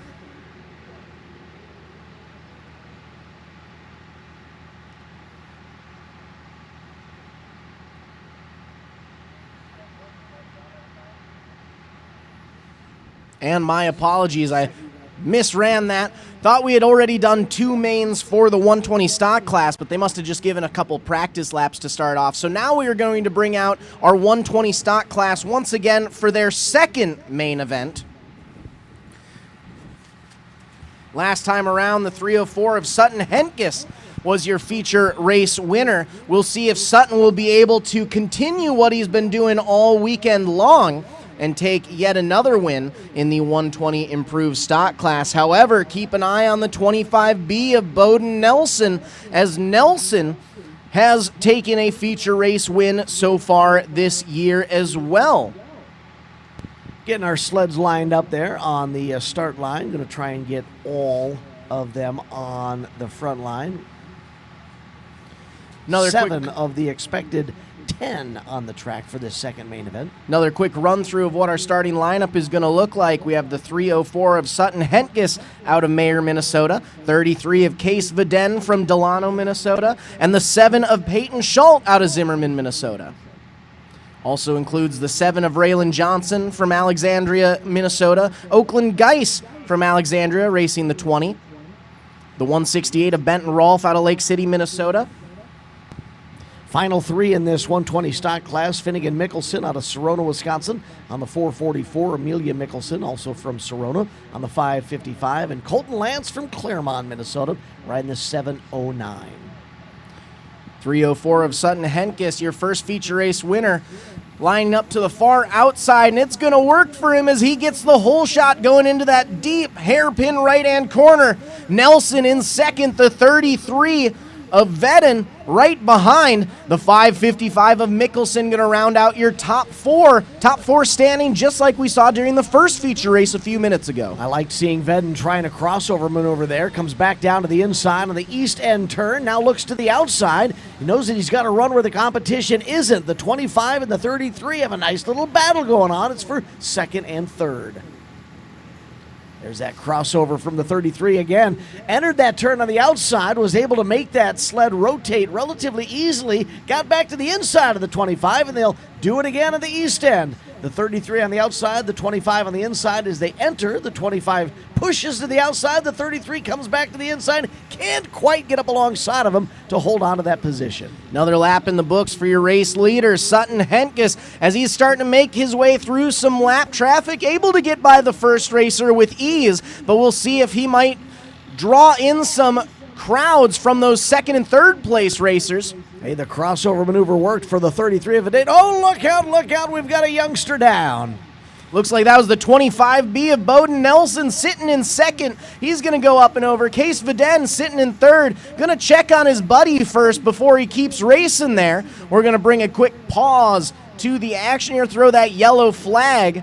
Make sure Bowden is all good. Here's your replay for those of you watching online. You can see the 33 had gotten up alongside the 25, and then they ran out of room as they closed in on the 444 of Finnegan Mickelson. The 25 of Nelson up on the inside berm. The sled got onto its left side, and Bowden was tossed over the front end of the 444. Track workers were immediately there as Case stands up to check on good buddy, make sure that everything is okay. And the best news is that Bowden is back up under his own power, sitting on the sled, collecting his thoughts. No harm, no foul. But the checkered flag will fly just the same. And the win goes to the 304 of Sutton Henkes with a clean sweep on the weekend, taking all 4 checkered flags throughout the weekend. The 33 of Case Viden going to hold on to second. 25B of Bowden Nelson now back up on his sled, trying to get things refired to finish off his race. Wow, hair-raising moment there in our micro class, the 120 stock second main event. We had seen the sleds come together on a couple of occasions in prior races, but to my knowledge, this is the first time we've seen one of these micro sleds actually toss a racer, so good to see Bowden able to get back up on the sled. Before we start off race 19, our 120 improved stock class, final reminder, after this race we will be moving into our main races on the big track. So race 1, 200 stock 9 to 12, race 2, junior 10 to 13, junior 14 to 17, junior open, race 3, pro 206 and super 225 kids, and race 4, transition 8 to 10 should all be in the staging area right now. Once again, races 1 through 4 should be in the staging area as we take our green flag for our final main event of race 19. Ooh, these two are already going at it. Elbows up, a little bumping and banging down the start straight. But again, it is the 292 of Elliot Massman taking the early to race lead with Bennett Barris in the 555 giving chase. Now, this is an interesting change from yesterday. Bennett Barris was able to take one of the feature race wins, with Elliot Massman taking the second. They split the difference yesterday. Today, Massman took the first feature race win. We'll see what Barris might be able to come back at him with, see if he might be able to battle for another race win. Oh, he's up on one ski. He's able to hold on to it, though. Nice save, Bennett. Well done. That does give Massman a chance to pull away slightly, put a little distance between him and Bennett. A tip of the cap to the Barris race team. Supported by Barris Excavating, ARK Septic, Sewer Works. What a great looking kit. Rider's gear matches the wrap on the sled. Totally professional look there for young Bennett Barris, 4 years old, out of Isani, Minnesota. Yeah, that is a slick looking ride that Bennett's got there. White flag flies, though. One more lap to go for Elliot Massman. Will he be able to hold on for his second feature race win of the day? He's going to take that sharp hairpin right-hand corner onto the back straightaway. Half a lap separates him with glory.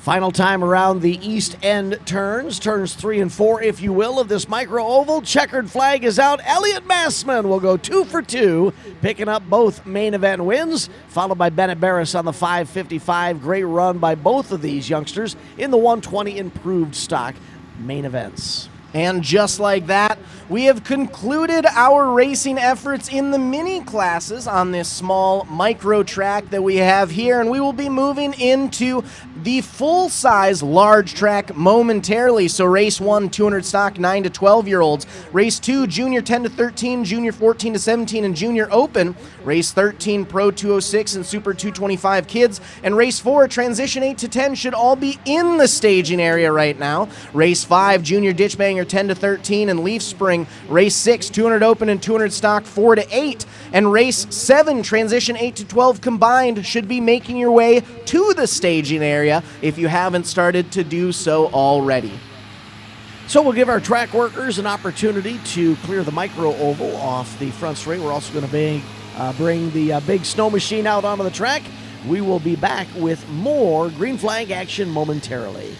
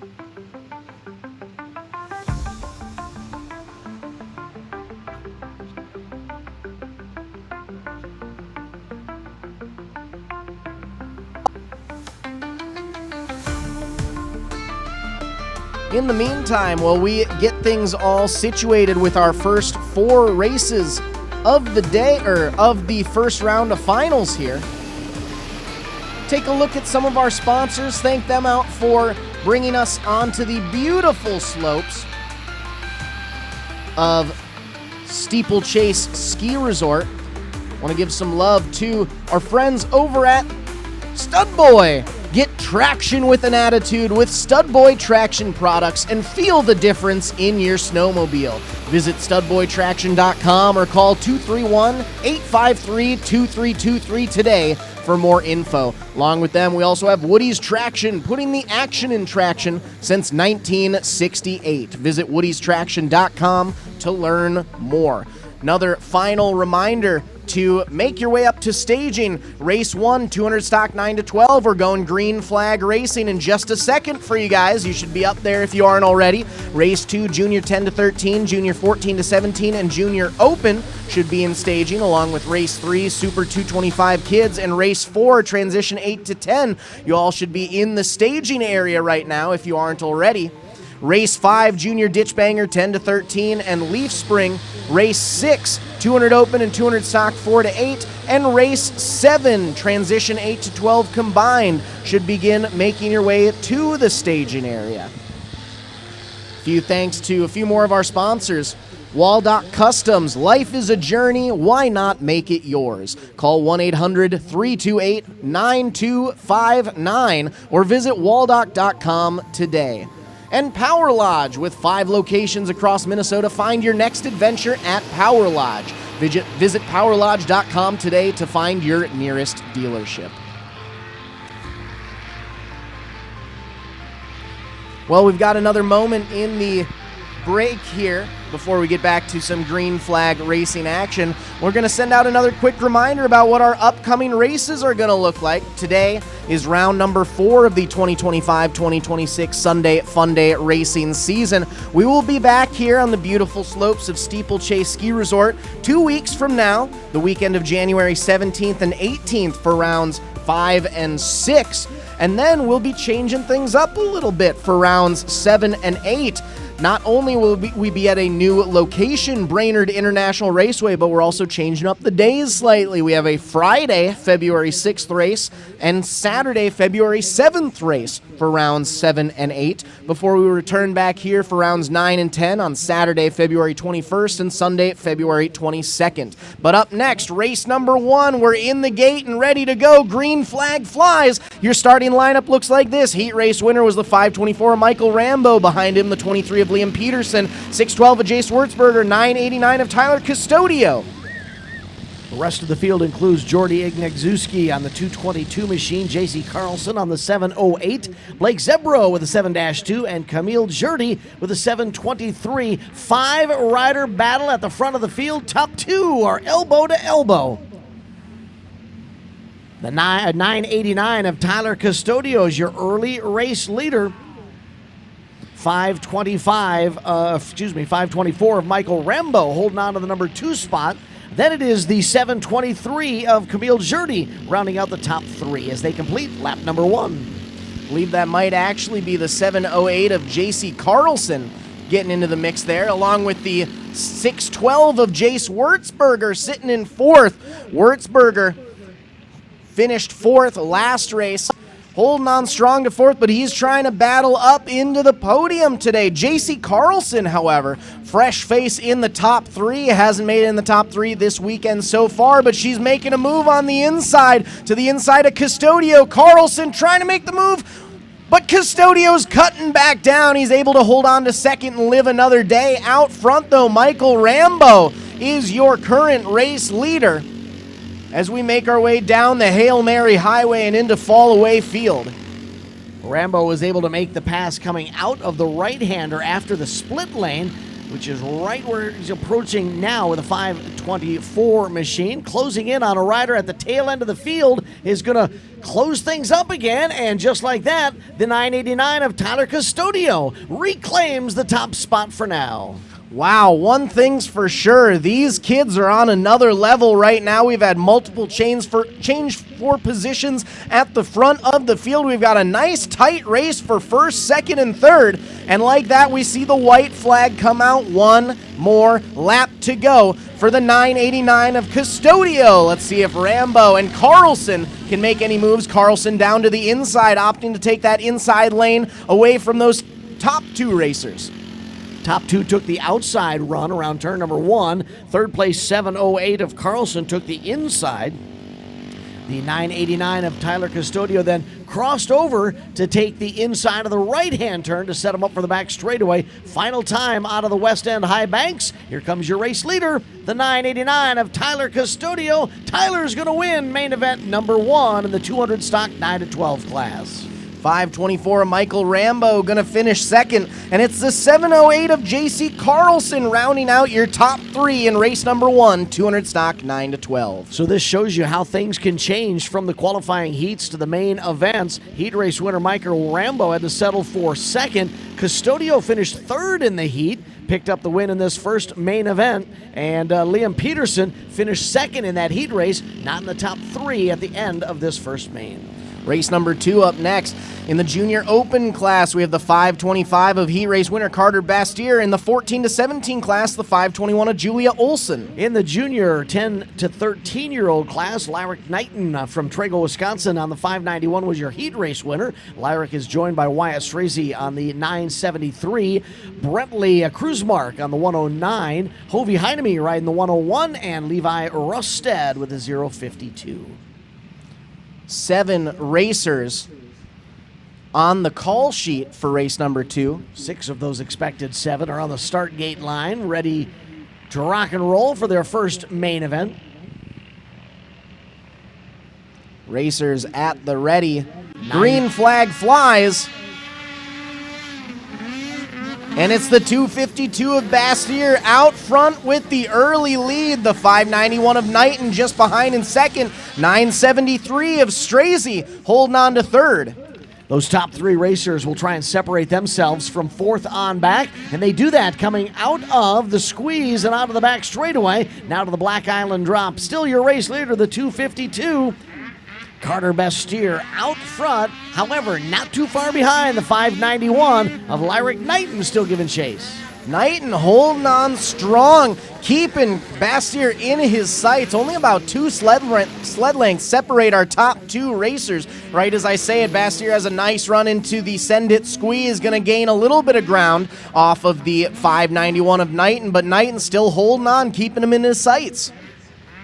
One more time around the West End High Banks for your race leader on the 252, Carter Bastyr. Carter down the Hail Mary Highway, which is what we call our front straightaway here at the Steeplechase Ski Hill.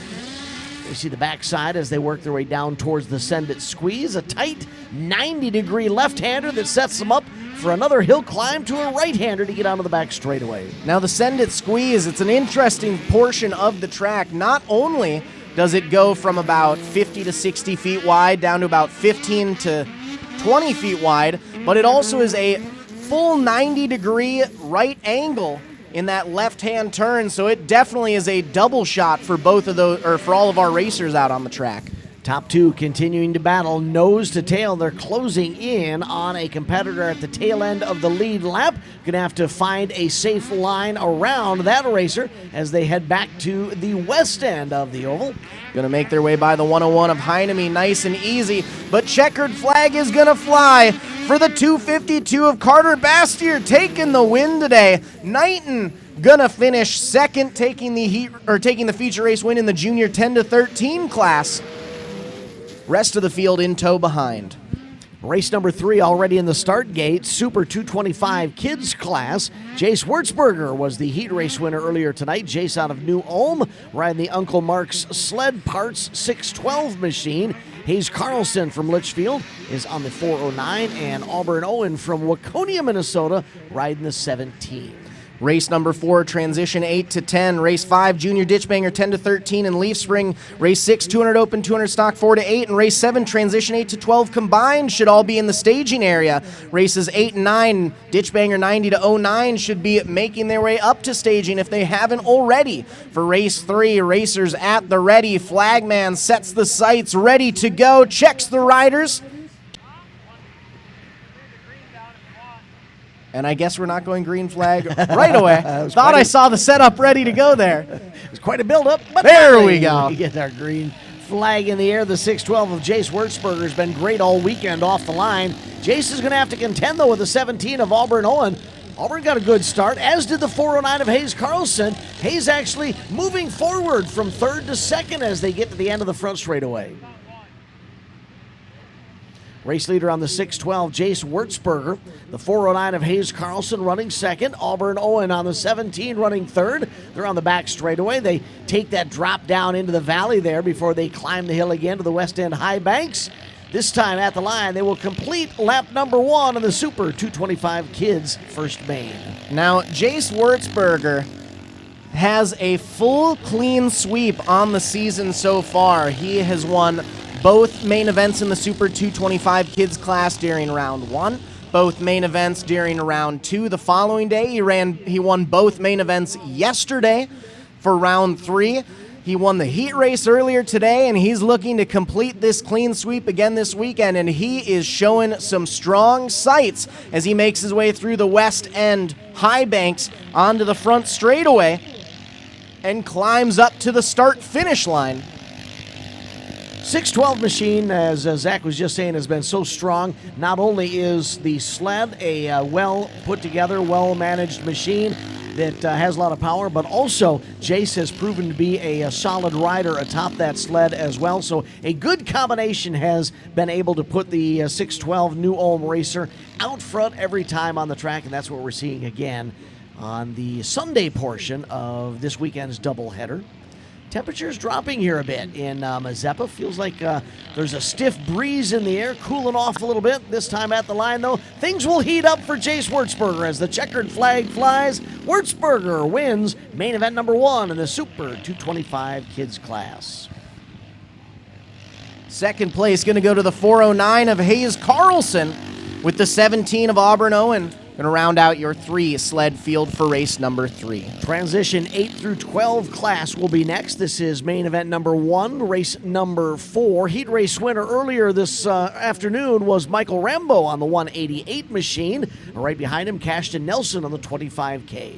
Behind Cashin was the 989 of Tyler Custodio out of Prior Lake, Minnesota, with Wells, Minnesota's Jordy Ignazuski on the 222, rounding out your 4 sled field for race number 4, transition 8 to 10. Interesting to watch these youngsters learn and develop the skill of start gate lineup placing, choosing either the inside, the middle, the outside. Great start by the 188 of Michael Rambo. Right in the middle, Rambo is able to take that sled down the middle of the front straightaway and gets the whole shot in turn number 1. Rambo's been having a pretty solid weekend in this class. Won both main events yesterday. Won the heat race earlier on today, but he's going to be feeling some heat behind him. Cashton Nelson and Tyler Custodio, both dual feature race winners during the last 2 rounds. Cashton Nelson won both of the features on the Sunday portion. Custodio won both the features on the Saturday portion, and so Rambo's looking to make a difference here as the first 3-time feature race winner, and so far he is leading things strong out front with about a 10 sled length gap in between him and that battle for second and third. A great start to the opening lap for Jordy Ignazuski on the 222, was able to stay in the top 3 for the first half of that lap before the 989 of Custodio was able to race past. White flag is out. 1 more lap to go for our transition 8 to 12-year-olds. Got some close battles there for second and third. Nelson holding on to second. Custodio, after able to get by Ignazuski, setting his sights, seeing if he might be able to get up to that second place spot. Just as I say it, though, Nelson able to spread the gap a little bit. Out front one final time through the west end high banks and onto the front straightaway. Checkered flag is going to fly for Mankato Motorsports, Doperalski Agency, Donlinger Ford, Fly Racing, WPS Rambo Real Estate's 188 of Michael Rambo is going to take the feature race win. Got a rider off the sled on the back straightaway there. I believe that was Jordy on the triple deuce machine. So there'll be a slight pause in the action here while track workers try to reel in that sled. Yeah, there you can see the 222. It began the downhill run as Jordy got huckabucked off that machine. Jordy, though, back up, walking away from the scene of the tumble. They're going to see if they can refire that sled.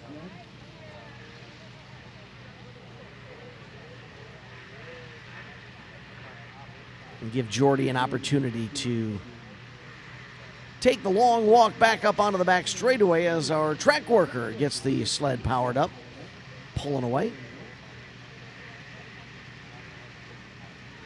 Race number 4. Transition 8 to 12-year-olds. A lot of excitement there. Jordy back on the sled. Nice to see. Race number 5, first main event, will be Junior Ditchbanger 10 to 13-year-old and Leaf Spring class. In the Junior Ditchbanger 10 to 13-year-old class, heat race winner earlier today was Brentley Kruzmark from Mazeppa, Minnesota on the Kruzmark Motorsports number 72.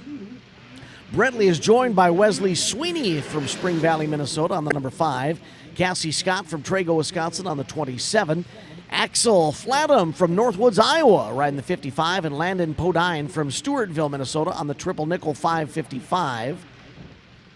In the Leaf Spring class, Douglas Summer out of Webster, Wisconsin on the 96. Brighton Summer from Danbury, Wisconsin on the 96X. Garrett Johnson, who is the heat race winner on the 506. And Lyric Knighton from Trago, Wisconsin on the 591. 9 sleds in the steeplechase start gate. Green flag waves, and they are away. Race leaders jumps out to an early race advantage at the end of the front straightaway. Going to get the whole shot into the first turn. Challenger coming to the inside, though, as we've got them side by side deep in the pack. Top 3 battling for the lead out of the Send It Squeeze. 5:06 of Garrett Johnson holding on to the early race lead. Gonna get a little kicker going up through the west end high banks, but right behind him, hot on his tail, the 72 of Bretley Kruismark, setting his sights on that top spot overall. Kruismark, though sitting in second, is currently leading that junior Ditchbanger 10-13 class. So the 5:06 of Garrett Johnson out front, just like he was in the heat race win. The 4:99 sitting in third, but it is the 5:06 of Johnson, followed by the 72 of Kruismark, 1 and 2. We don't have a name on the 499 machine in third, but he is doing solid coming up to the white flag, peeking down low, seeing if he might be able to take over second from Kruismark, but it's not going to go this time by. One more lap to go for the 5:06 of Garrett Johnson. Johnson, of course, racing in the Leaf Spring class, so not only is Johnson the overall race leader, obviously leading the Leaf Spring class as well, Bretley Kruismark, currently the race leader in the junior Ditchbanger 10-13-year-old class, even though he's running second overall. Checkered flag is out for Johnson. Johnson will get the main 1 win in the Leaf Spring class. Second and third in the overall running order make their way across the line. Kruismark and the 499. And we get ready for race number 6, main event number 1. They're already lined up in the Steeplechase start gate.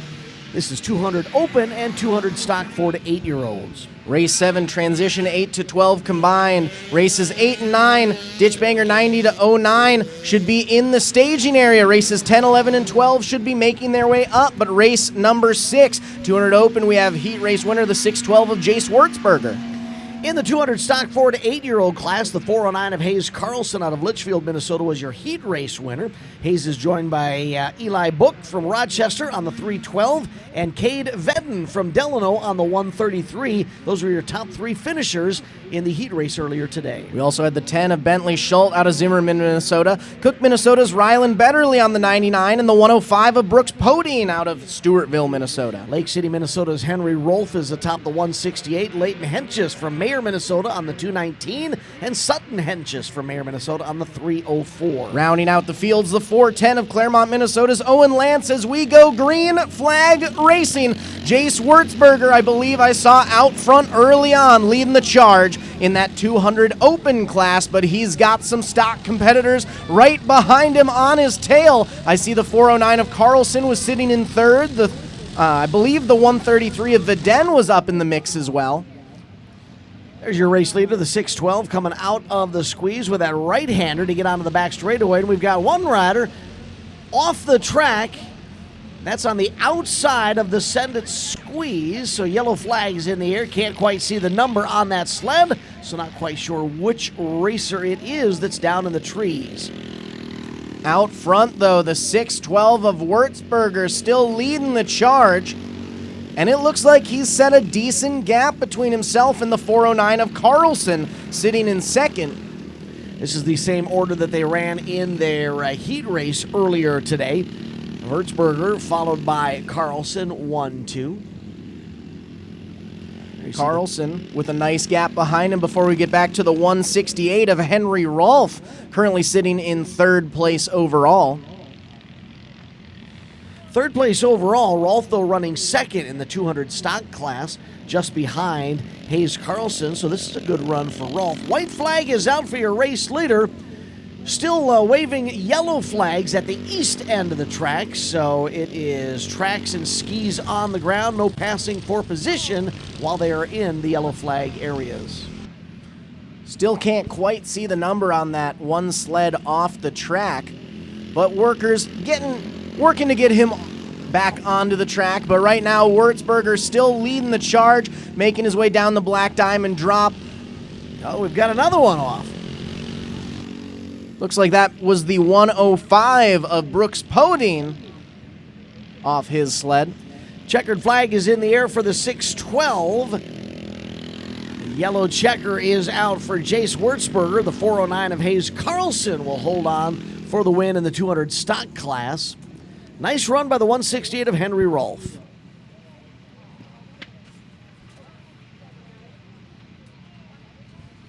So we'll need a little more time here to get that sled off the backside of the banking there in turn number 2, the Send It Squeeze.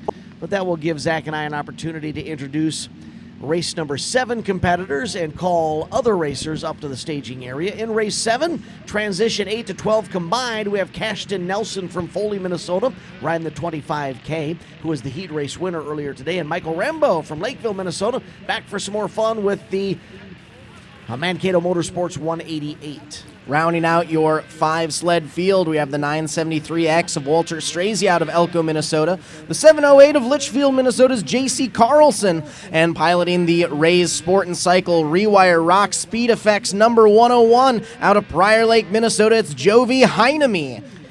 In staging, we should have Ditchbanger 90 to 09, Heat 1 and Heat 2 competitors. That's race 8 and race 9. Also, Kids Ditchbanger 8 to 12, Junior Ditchbanger 13 to 17 should be in staging. That's race number 10. And race number 11 competitors, 600 Open 18 plus modern and 800 to 850 cc Open 18 plus. If we can get you over in the staging area as well, the quicker we are prepared, the quicker we can get you into the gate and get the next race started if the track is clear.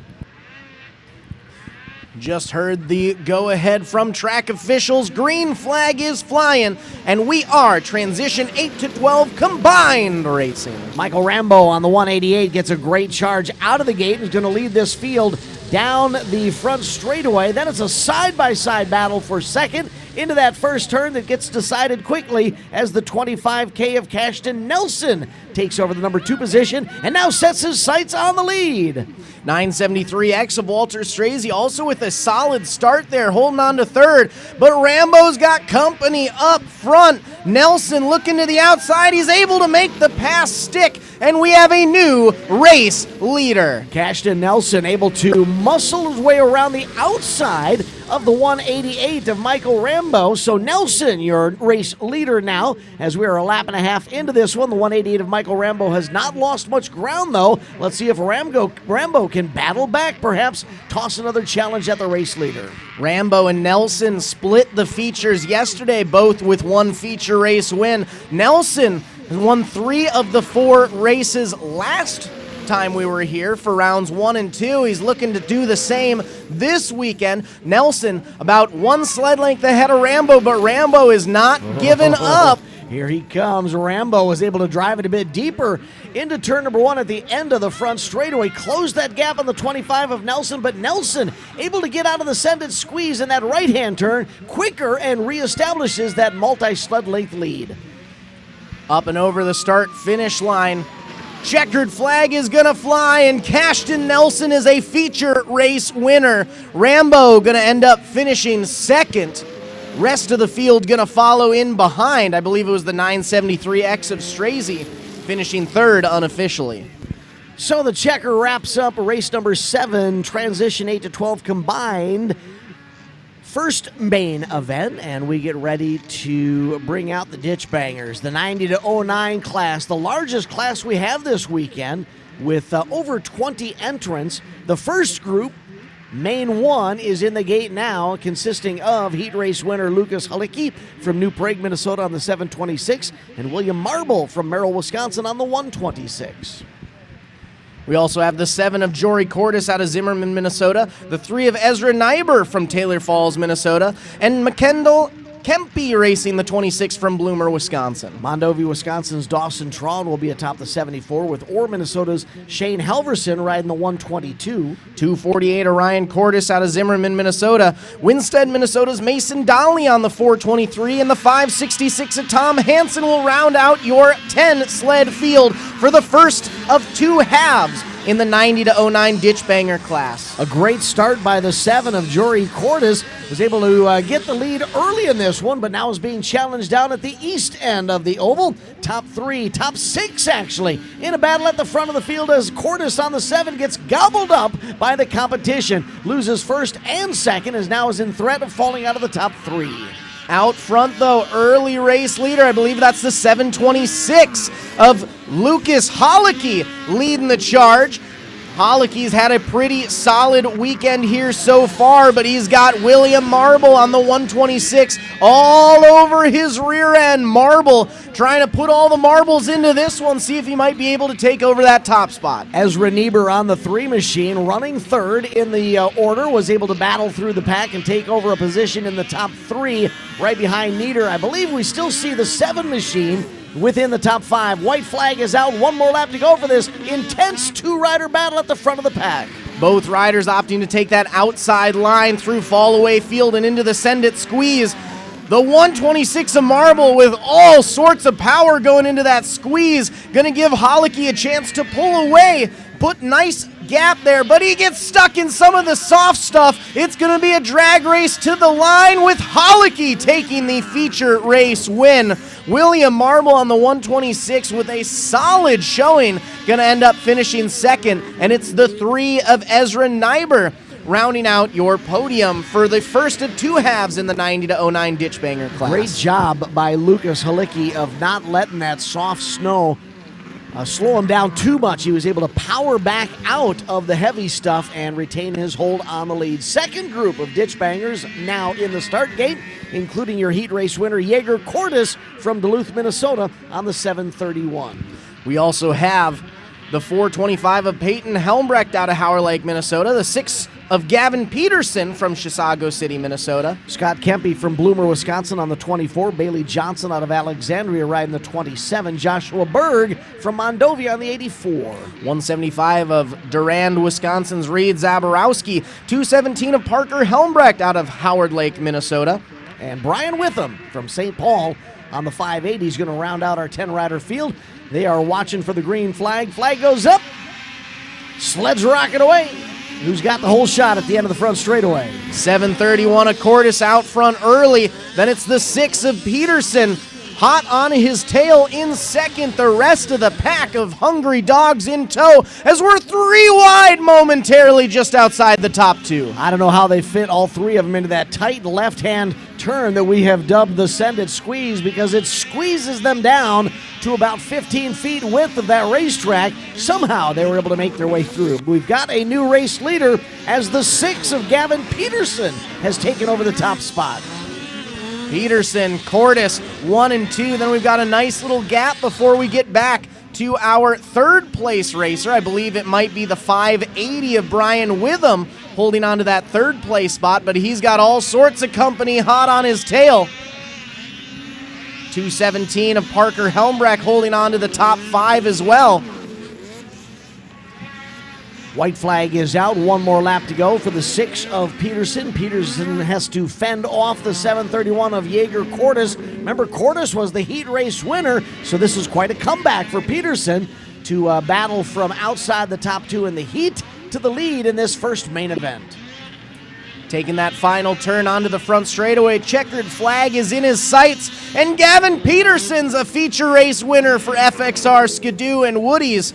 The 731 of Jaeger Cordes going to end up finishing second, and unofficially it's the 580 of Brian Witham rounding out your top 3 in the second half of our Ditchbanger 90-09 race. Boy, that was a nice 3-racer battle for the final spot in the top 3 positions. 3rd, 4th, and 5th were up for grabs there, and they raced it all the way down to the waving checkered flag. Race number 10 is in the start gate. In staging, we'll be looking for 600 open and 800 to 850 cc racers. Also, Ditchbanger 03 to 16, Ditchbanger triples, and TSS 440 to 600 Invitational should be in staging, please.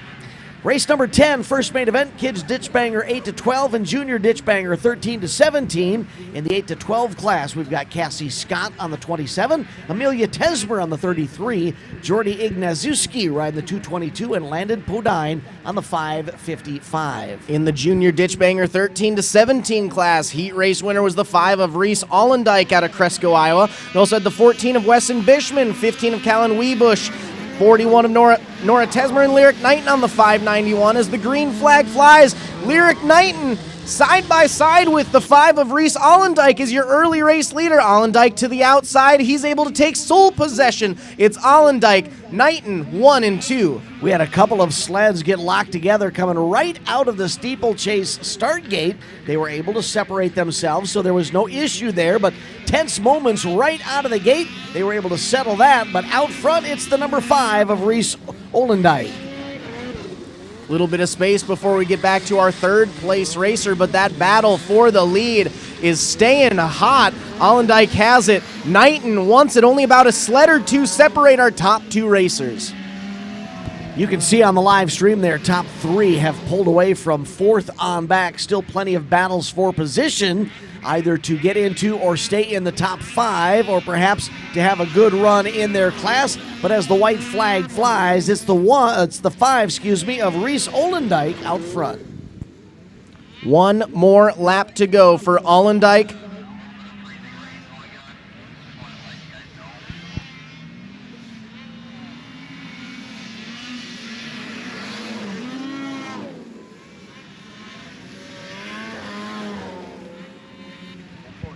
One final time onto the front straightaway. Checkered flag is going to fly for the 5 of Reese Allendijk, taking the feature race win, fresh off his heat race win. The 591 of Lyric Knighton going to end up finishing second in the junior Ditchbanger 13 to 17 class. Those of you who are watching via the live stream on MBTV Sports, we sure do appreciate you making us a part of your Sunday activities.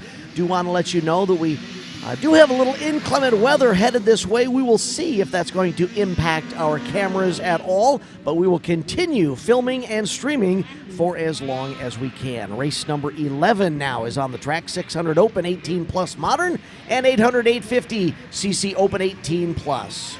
In the 600 Open 18 plus class, heat race winner was the 5 of Dylan Dorn out of Zumbro Falls, Minnesota. We also had the 109 of Aiden Leonard from Lake City right behind him.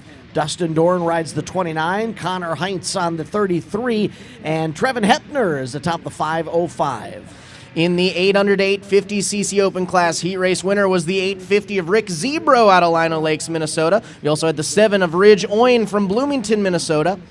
The 111 is Chad Sigurdsson, and the 916 is Logan Splitzer. So we'll have 9 sleds in the start gate as we prepare to turn loose race number 11. Flag goes green. They're away.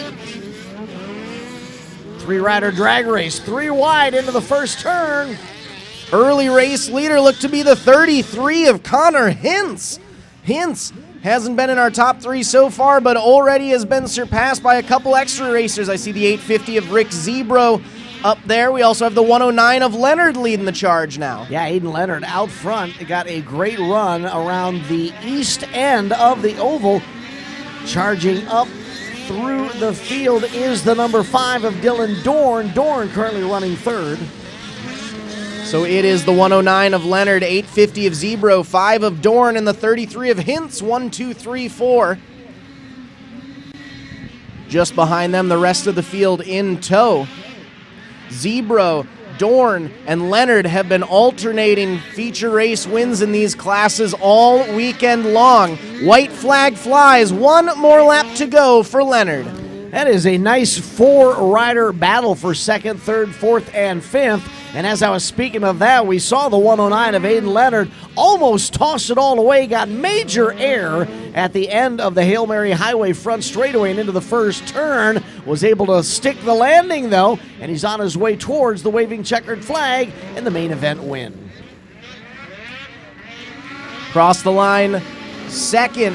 Going to end up being the 850 of Rick Zebro, taking the feature race win in the 800 850 cc Open class. 5 of Dylan Dorn going to follow behind in 3rd overall, 2nd in the 600 Open class with Connor Hintz on the 33 behind. Race number 12, Ditchbanger 03 to 16, Ditchbanger triples, and TSS 440 to 600 Invitational. In the 03 to 16 class, Mitchell Fruth heat race winners on the 393, Jake Weebush from Lake City on the 828, and Bailey Stratton Trezzy on the 942. In the Thomas Snowsport 440 to 600 Invitational class, heat race winner was the 506 of Garrett Johnson out of Rogers, Minnesota. We also had the 7 of Brian Schultz from Zimmerman, Minnesota. Dan Herzog on the 28 out of Rogers, and Tyler Brown racing the 641 from Elk River, Minnesota. Nick Sonnebrand is in the Ditchbanger triples class, riding the number 9, and Robert Olendijk from Cresco, Iowa is atop the 18. We have 9 sleds in the lineup, 9 sleds in the start gate. Green flag is up, and away they rip. Drag race down the main straightaway, headed towards the first turn. Red and blue is your early race leader. One rider was struggling to get out of the gate. Looks like another rider slowing there. Actually going to have to pull the sled off track. Didn't quite catch the number of that yellow machine that slowed on the east end, so a DNF early in this one. 506 of Garrett Johnson gets up on his right side, entering the west end high banks there. He's able to climb back on that sled, power away from the field. Johnson was your heat race winner in the Thomas Snowsport Invitational class earlier on. Luckily, he didn't lose too much ground, but out front, it's still the 393 of Fruth leading the charge. He has been setting a solid pace in this class all weekend long. Ended up taking both feature race wins in the class yesterday, looking to make it a three-peat so far. White flag is out, one more lap to go for the 393 machine. Fruth racing in the Ditchbanger 03 to 16 class. Right behind him, the number 7, I believe, of Brian Schultz, holding on to second in the running order. There we can see it was the 828 of Jake Wybush, who had to pull that sled to the infield down on the east end and suffering through a DNF. Jake Wybush on the 828. Wybush finished second in the heat, having a rough go during the feature, but it's Fruth out front alone taking the W in the Ditchbanger 03 to 16 class. The 7 of Brian Schultz going to end up finishing second, taking the win in the Thomas Snowsport 440 to 600 Invitational class. Race number 13, first main event, headed at you next, including the WSA 440 improved class, the WSA 600 improved class, and the WSA Open class. In the Open class, Jaeger Cordes was the heat race winner on the 731, followed across the line by Tucker Kempe on the number 1 machine. In the 600 improved class, the lone entry is the 99 of Ethan Duncan out of Jackson, Minnesota. In the 440 class, heat race winner was the 726 of Lucas Hockey. We also had the 329 of Teddy Ballard and the 126 of William Marble. 122 of Shane Halverson, 84 of Joshua Berg, and 24 of Scott Kempe. You're going to round out your field for race number 13. Race 14, Ditchbanger Twins. Race 15, plus 30, Snowcross. And race 16, almost a pro, Podine Invitational, should all be in the staging area.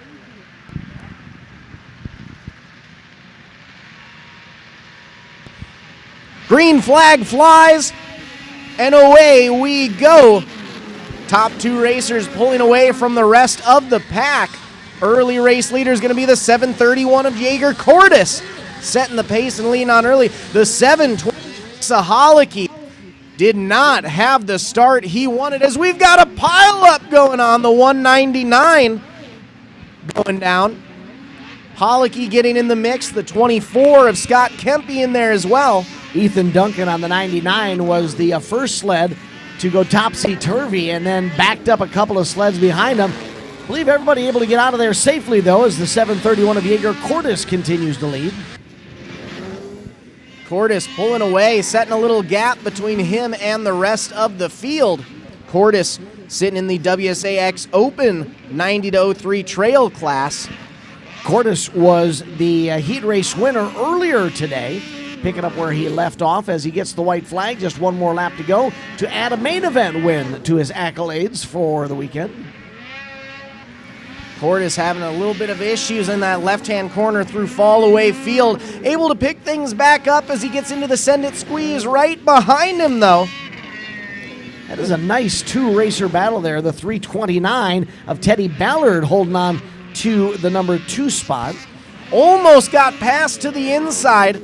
Cordes going to take the feature race win. Teddy Ballard going to hold on for second by a hair with his competitor right behind him in third. And with that second place finish, Ballard picks up the main event win in the WSA 440 improved class. So a good run for Teddy Ballard in this first main event. That was race number 13. Race number 14 is in the start gate now. This is Ditchbanger Twins.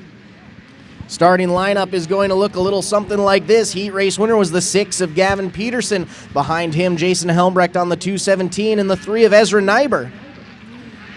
Also in this field, Joey Cordes from Zimmerman riding the 7, Eston Bishman from Princeton on the 42, Dawson Tron from Mondovi on the 74. Then we have the 248 of Ryan Cordes, David Olson on the 521, and the 566 of Tom Hansen. Brian Witham from St. Paul, Minnesota on the 580, and Sam Wall from Anoka on the 668. 11 racers in the Ditchbanger Twins class. 9 of those 11 in the gate. Out front early, I believe that was the 521. Nope, my bad. It's the 217 of Jason Helmbrecht with the early race lead. Helmbrecht up to the top spot. Quickly passed, however, by the 6 of Gavin Peterson, your new race leader. Helmbrecht back to second, and I think that might be Nyber right behind in third. It was a great start by the 217 of Helmbrecht. He got out of the start gate wonderfully, but then gave the lead up to the number 6 machine. Now we're watching traffic just outside the top 2. The 580 of Witham in third, my apologies. 521 of Olson looks to the inside, though, tries to make a pass into the top 3, side by side into the squeeze, and Witham gets squozed. He's up on the berm. Olson up to 3.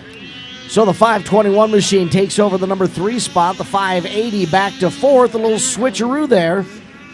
And the racing continues. Hot and heavy just outside the top 2 as the white flag has already been displayed for the number 6 machine, your race leader, Gavin Peterson. Gavin Peterson holding on to that lead and has set quite a distance in between him and the 217 of Jason Helmbrecht sitting in second. Out front with an open track ahead of him, Peterson knew exactly what he needed to do, and the checkered flag flies, a feature race win for FXR, Skidoo, and Woody's. Half a straightaway behind, the rest of the field gonna follow in tow. 14 races into our main event 1 portion of the Sunday Funday activities today. Race number 15 will be our plus 30 Snowcross competitors, including heat race winner Justin Steck from Mazeppa on the 18, Dylan Dorn from Zumbro Falls on the 5, Mitchell Fruth from St. Stephen on the 393, Dustin Dorn from Elgin on the 29, Dan Herzog out of Rogers riding the 28, and Tyler Brown from Elk River atop the 641. Again, it is plus 30 Snowcross in the Steeplechase start gate. All 6 riders present and accounted for, waiting for the track to be clear.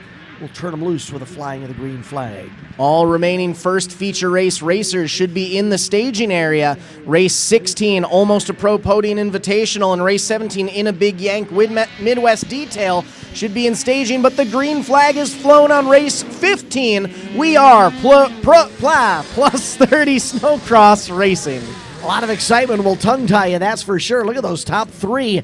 Bringing up another one, top 4 now, battling for positions early in the field as your race leader gets onto the back straightaway and tries to separate from the number 5 of Dylan Dorn. The 18 of Steck out front. Then it's the 5 of Dorn and the 393 of Fruth. Just like we saw in the heat race, we are repeating it in the first feature. The 29 of Dustin Dorn trying to look to the outside of Fruth, getting side by side into the send it squeeze, but out front it's still Steck. Steck on the 18 machine picked up the heat race win earlier today. He's got a comfortable separation back to the number 5 as the white flag flies. One more lap to go for these top 2. Fruth still able to hold on to that 3rd place position. Dustin Dorn back to 4th. It's Steck and Dorn up front, though. Dorn has brought it down to about a 2 sled length gap. Will we see a potential pass for the lead in this final half lap? Boy, Dorn was like a shark smelling blood in the water as the 18 of Steck almost stalled in that first turn. Steck able to power out of the heavy stuff and retain his hold on the lead. So the main event win will go to Justin Steck on the 18, followed by Dylan Dorn on the 5, finishing second. Fruth going to round out your top 3 with Dustin Dorn following right behind in 4th, and that is race 15. Getting into the latter stages of main event number 1, just a couple to go. The first of which will be race number 16, Almost a Pro, the Podine Invitational class. This class consists of Joshua Podine from Stewartville riding the number 3, Christopher Book from Rochester on the 007. Heat race winner was the 312 of Kyle Book. Behind him, the 151 of David Raymond. Jesse Arnold's riding the 129. Easton Arnold is on the 130. We had the 333 of Jim Ganson and Caden Boehm on the 670 round out your 8 sled field. All 8 of them in the gate. Flag is up. Green flag conditions, and the racers are away. The 670 machine of Caden Bowen in a battle for the lead early in this one. Let's see if he can take some momentum into that first turn. 312 of Book to the inside. I believe it may have been slight advantage to Book for the whole shot, but the 670 of Boehm is battling back to the outside. Don't count out the 151 of David Raymond trying to get into the mix as well. But we do have a new race leader heading into the West End High Banks. Is that the 312 or the 333? Trying to get a look at the numbers there. 312 of Kyle Book took the whole shot, still holding on to the lead out front. 670 of Boehm sitting in second. Then it's the 151 of Raymond rounding out your top 3 as it stands. Top 3 on the east end of the track. Battles for 4th on back. Continuing in this 8-rider field, it's Almost a Pro Podine Invitational class. Book trying to set some distance between him and the 670 of Boehm, but Boehm is trying to hold on to him as the white flag flies. One more lap to go for Book, Boehm, and Raymond. Track changing through the day. Interesting to watch the racing surface transition from what we saw earlier today in the qualifying heat races to the conditions that we see now midday with main number 1 runs.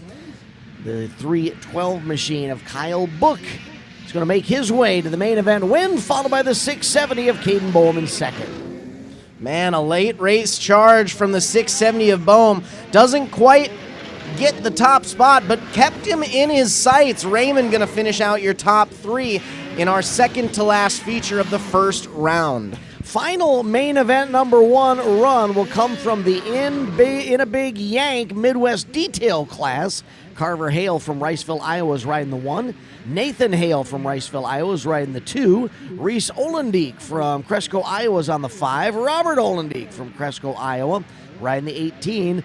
Todd Koenigs out of Claremont, Minnesota is atop the 43. Harley Dice from Winona, Minnesota is atop the 87. Troy Hale from Grand Meadow, Minnesota on the 281. And Parker Hale from Winona, Minnesota on the 282. 8 racers in our final main event. Final main event of the first round about to hit the track. Following this, we'll have about a 30-minute intermission before we go into our final round of finals for the day.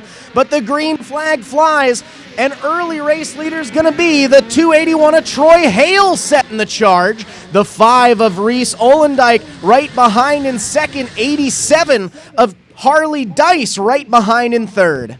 We've got a trio of racers in their 50s, a couple of racers in their 20s, and several teenagers. So quite a cross-section of the population here battling in a big Yank Midwest Detail class. Lots of experience behind the bars here as the 5 of Allendike is able to make his way around the 281 of Hale. The 87 of Dice still holding on hot in third, but he's got company right behind him trying to get into the mix as well. Top 3 battling. Actually, top 4 are in the mix here. Still your race leader is the 5 of Reese Olendeek. Olendeek comes out of the West End High Banks, heads towards the finish line to take the white flag. One more lap to go for the 5 machine. Ooh, almost tossed him in turn number 1. Nice save. We do have one rider off the sled there. Riders up under their own power, headed back towards the sled. The 5 of Olendeek, still your race leader. Coming out of the West End.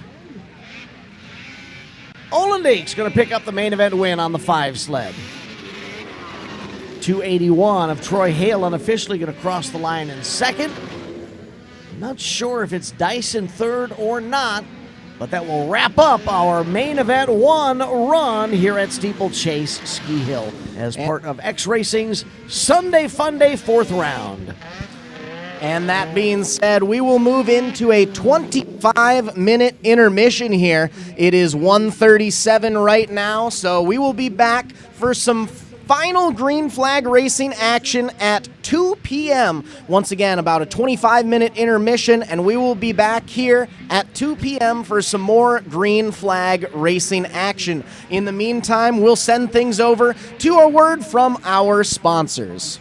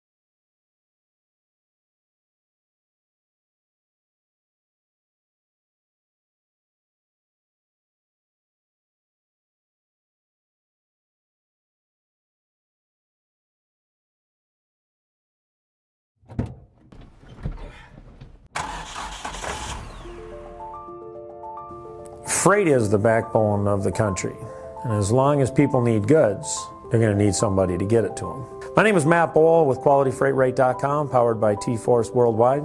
We provide LTL, truckload, and expedited freight services across this country. If your freight weighs over 120 pounds going over 120 miles, that's where my shipping rates kick in. We help companies ship easier for less. With our system, our customers are able to quote and book shipments with ease 24 hours a day, 7 days a week. If you're having trouble with damages, lost freight, claims of any sort, we can help you with our experience, solve the problem, tell you why it's happening and what you should do to prevent it in the future. Me and my team have been together for over 20 years. We know this industry.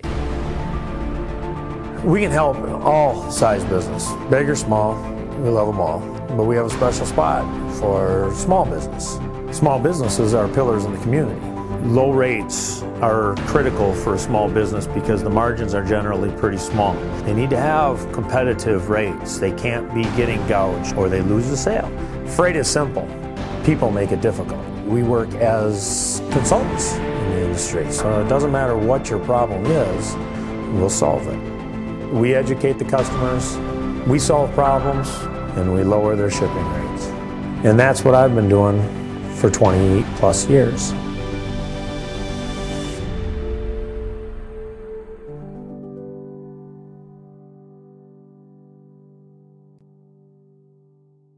At AmRamp Accessibility, our goal is to help people, and that means providing them with the best quality product and service possible. Built with powder-coated steel, our ramps are stronger and longer lasting than those built with wood or aluminum. Installed in a matter of days to ensure your safety as quickly as possible, our teams are here for you. I can get out. Yeah, much easier. Better, a lot better. Yes, thanks. I don't even have the words to explain how much easier it is. We're just so thankful for it, so thank you. Thank you very much. Find your forward with AmRamp Accessibility today. Learn more at amramp.com.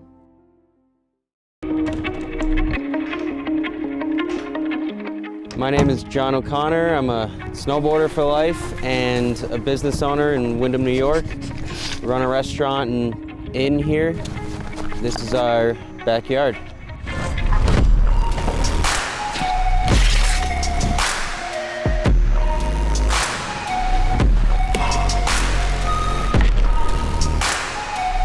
Having a backyard park is really special because being able to snowboard at home and not have to get in the car, go to a resort, wait in a line, is your own creative space to do whatever you want, however you want. You're in your element. You're right at home, and it's a really good feeling when you can tune into the space around you with you and your friends and just make something special of it. The Tow Pro has helped my vision come to life with where I would like to take the backyard setup, and without it, it wouldn't be the same. It's the most easy to use, compact, portable, reliable rope tow that you can buy. It's the best thing that I own as far as what gives me happiness in life. Without it, it's not the same when you're hiking. To be able to keep riding and feel like you're snowboarding, that's what it's all about. And the Tow Pro has made that happen.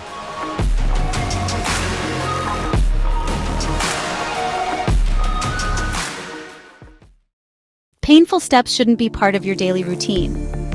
At Foot and Ankle Clinics, PA, we specialize in diagnosing and treating a wide range of foot and ankle conditions, from heel pain and bunions to diabetic foot care and sports injuries. Our board-certified podiatrists, Dr. Jeff Pellersells and Dr. Russell John Hill, bring decades of experience and a compassionate approach to every patient. At our clinic, we are dedicated to serving the community with the highest level of care. Your well-being is our top priority. Serving the communities of Woodbury, West St. Paul, and Edina, we're committed to providing personalized care tailored to your needs. Don't let foot or ankle pain hold you back. Visit footandankleclinics.com to schedule your appointment today.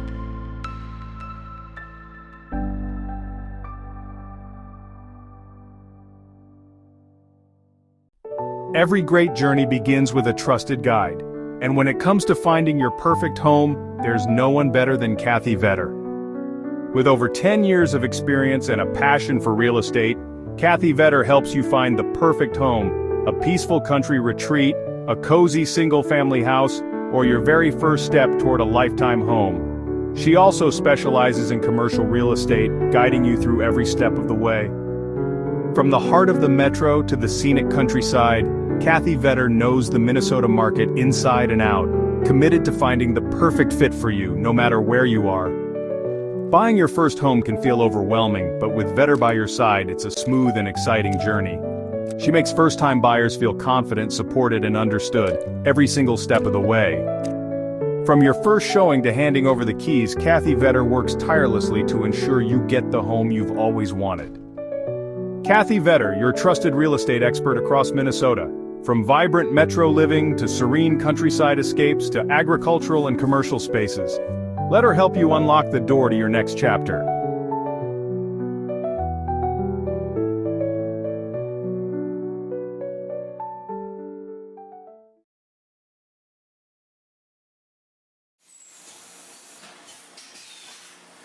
My two passions in life is racing and selling good high-end meat.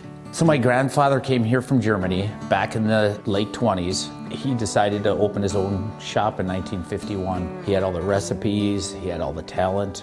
His father was a meat guy. His father's father was a butcher. They weren't football players, basketball players. They were in the meat business. And that's our family. That's what we're good at. Old World Meats was derived from Frank's Meats. That was my grandfather's name. I know the quality of my beef is the best because I've purchased it directly from the ranchers that certified Angus beef. We know what our beef is continuously, and it's very consistent. So we're located up here in Duluth on beautiful Lake Superior, just a stone throw off of Highway 61. I've lived here my whole life, and it's where I wanted to raise my family. To be successful, you need to have a talent. And I knew I was going to be in the meat business. I can taste spices, I can pick out flavors, where they need to come in, where they need to stop. So knowing your strengths are important and knowing where you came from. We have a hot snack stick that's got actually 8 different spices of heat in that, and it layers the flavors in the heat. That's what makes the difference with our product. The most exciting part was becoming coast to coast with the Old World Meats snack sticks. My neighbor stopped me on the street and said, "Paul, I was just down in Georgia and this gas station had your product." It was one of the highlights of the year. I don't know of a state at this point that we haven't had product in. Being in business in a small town really puts things into perspective. It's the little things for me to be appreciated and respected. So this whole operation here, it doesn't have to be the biggest, but it needs to have passion. And today, I'm changing lives of people that work with me. My guys are learning lifelong skills and values. That's the good stuff. Let's make the world a better place. Let's have a good time at it.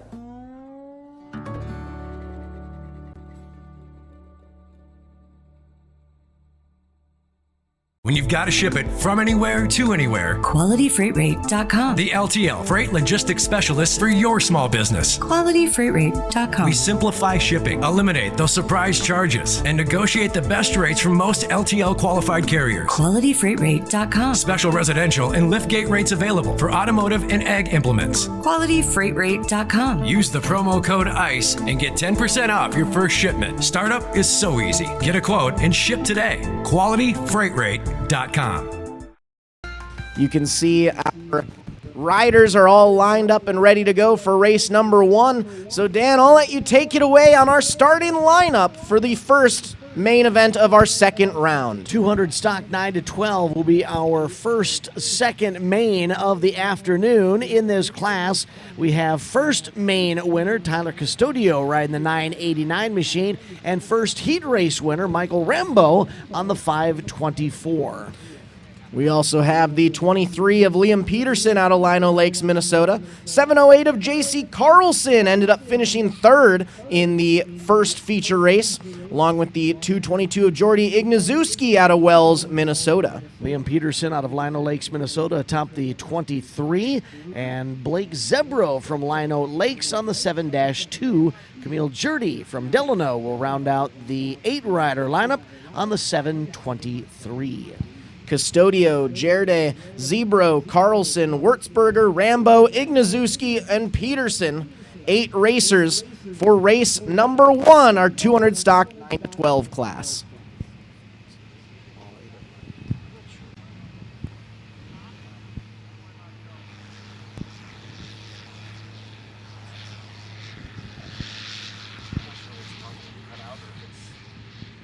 All of our racers lined up and ready to go. Just waiting on the final moments of track prep to be completed before we send our youngsters out for their final green flag race of the weekend. We went through a heat race and 2 features yesterday. We've been through a heat race and 1 feature today, and are about to head out for our final feature race of round number 4.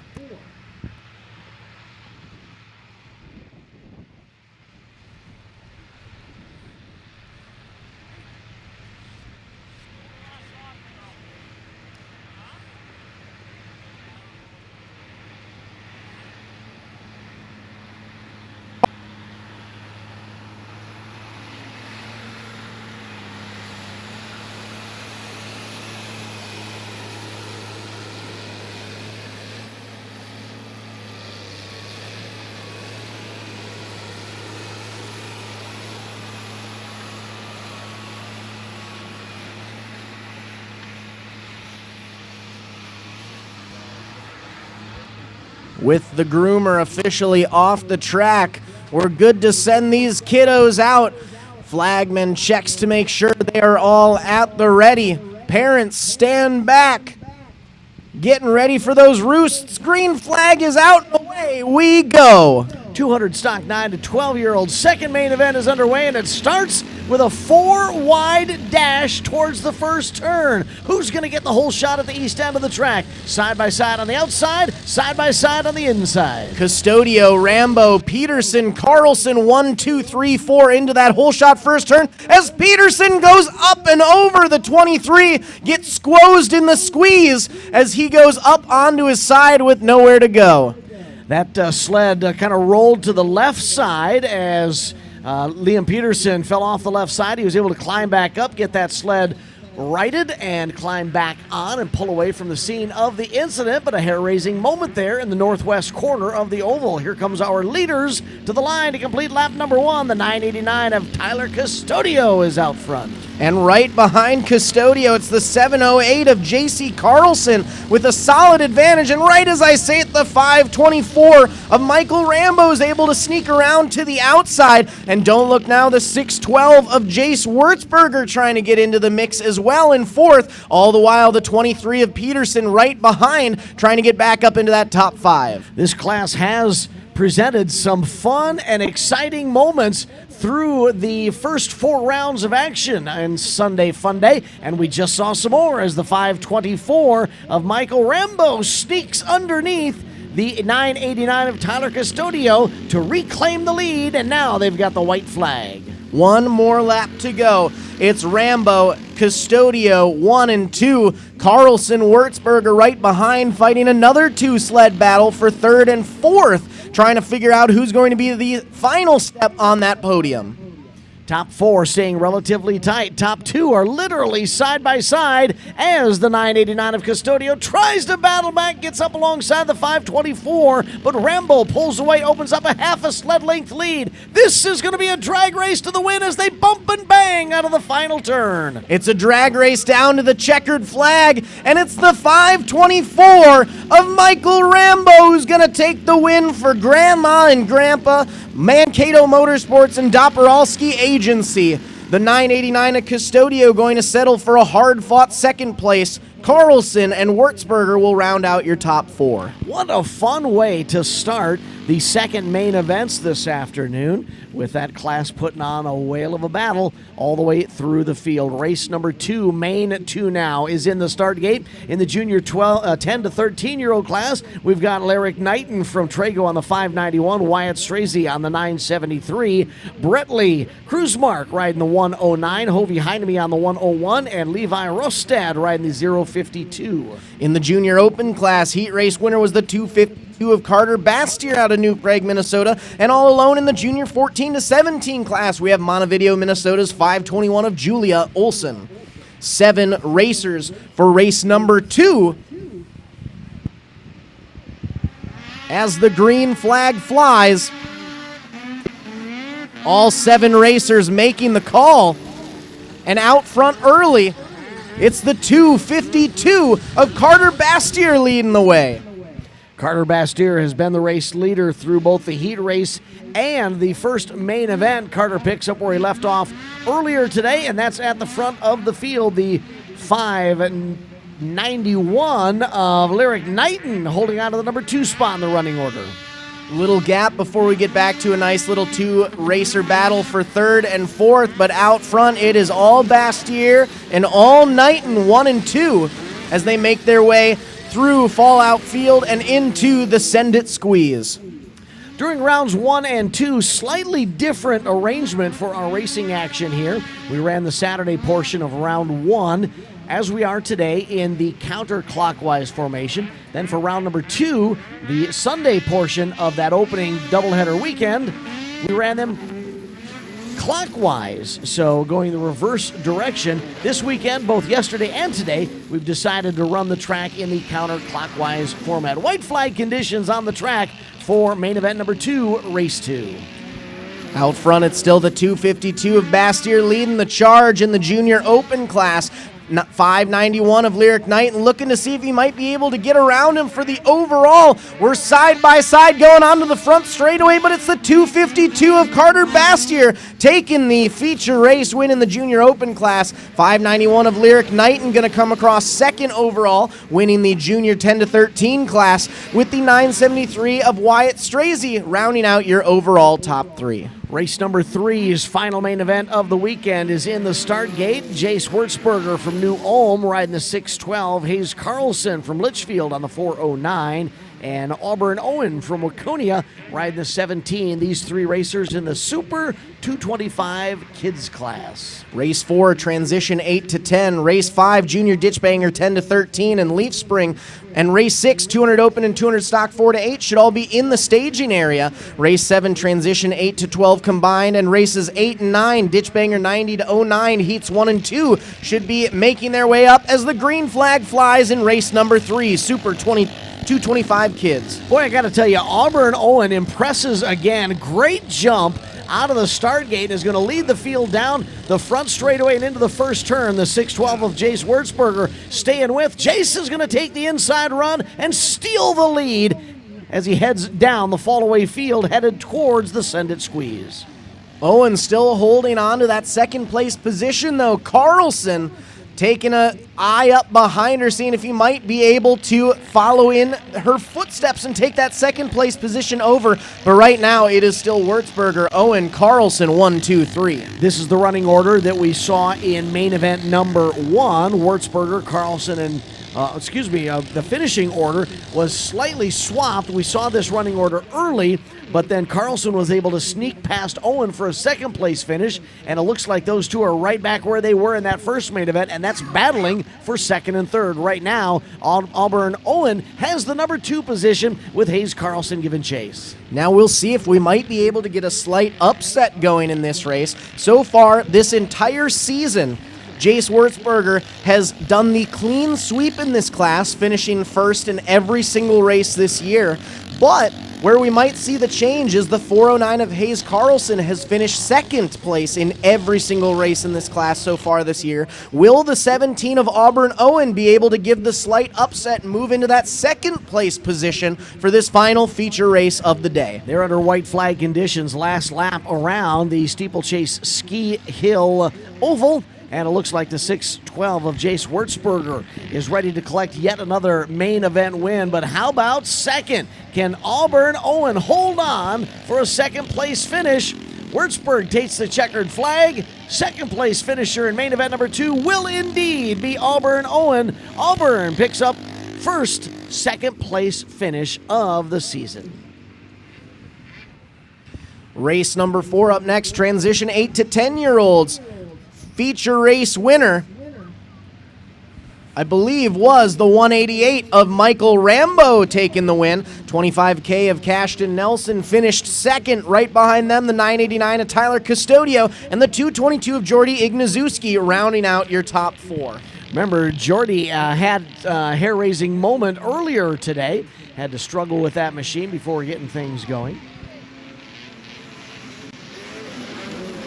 Green flag flies. Custodio with the early hop and going to get the whole shot in 1 and 2. Rambo on the outside, Nelson on the inside. Nelson going to move up to second. Custodio, though, your early race leader as he opts to take the outside. Nelson and Rambo go to the inside. It's a drag race through the black diamond drop, but Custodio holds on to the lead. What a great charge by those two. Down to the bottoms there, headed towards the west end high banking, and Custodio is going to lead lap number 1. Nelson holding on to second for now, but Nelson is being challenged. Here comes the 188 of Michael Rambo. Rambo trying to make a move.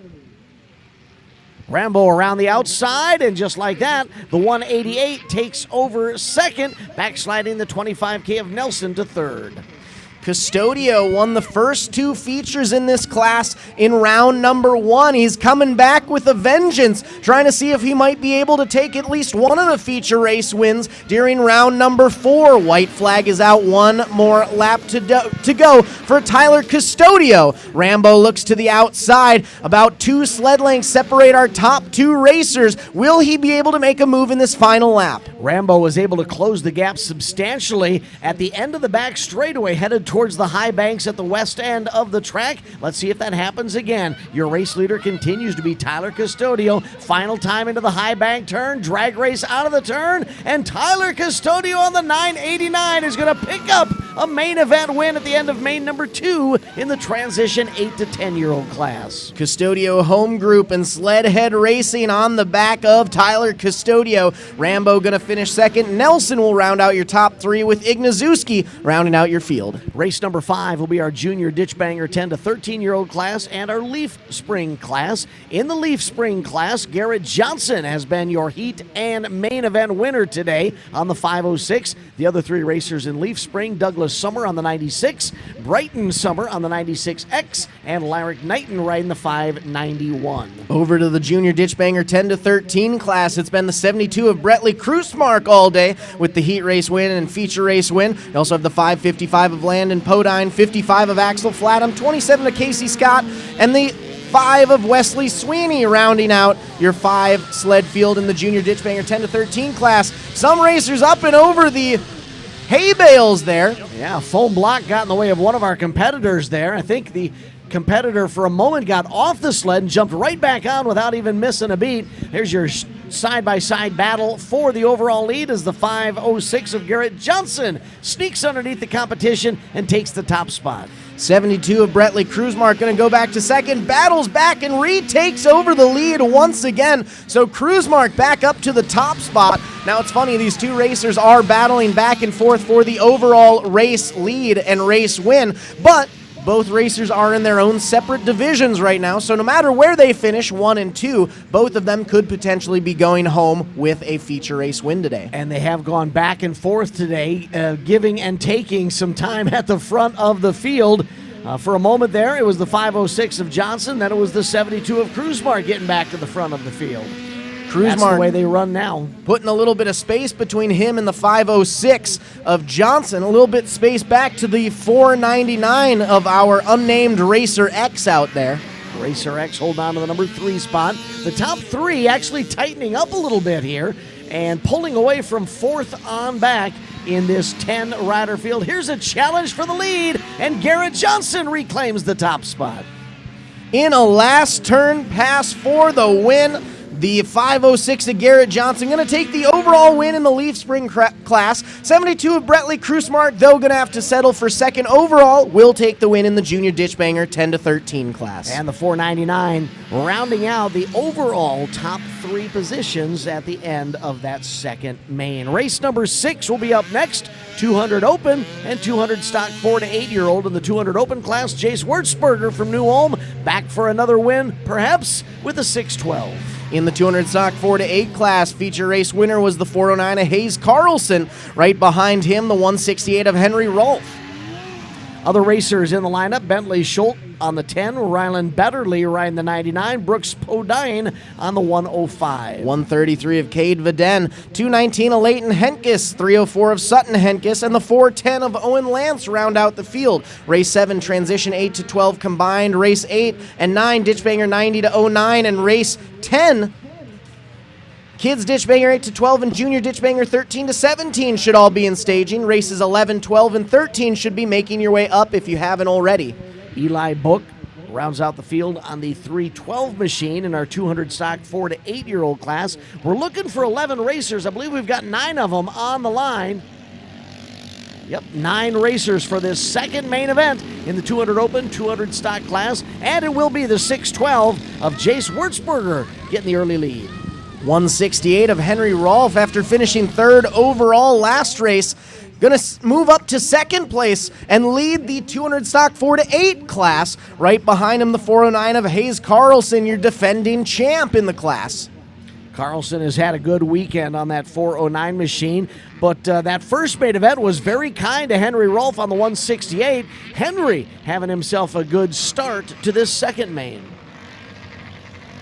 Out front all alone, though, it continues to be the 612 of Jace Wurzberger, who's been putting on an absolutely dominating weekend here at Steeplechase Ski Resort. 168 of Henry Rolfe still holding on to second overall, leading that 200 stock 4-8 class. Now remember, Rolfe finished second in the 200 stock 4-8-year-old class in that first main event, so he can stay out ahead of the 409 of Hayes Carlson. Would be his first main event win of the weekend on that 168. So Henry Rolfe on the Midwest Detail Supply entry, hoping for a strong second half of this main event.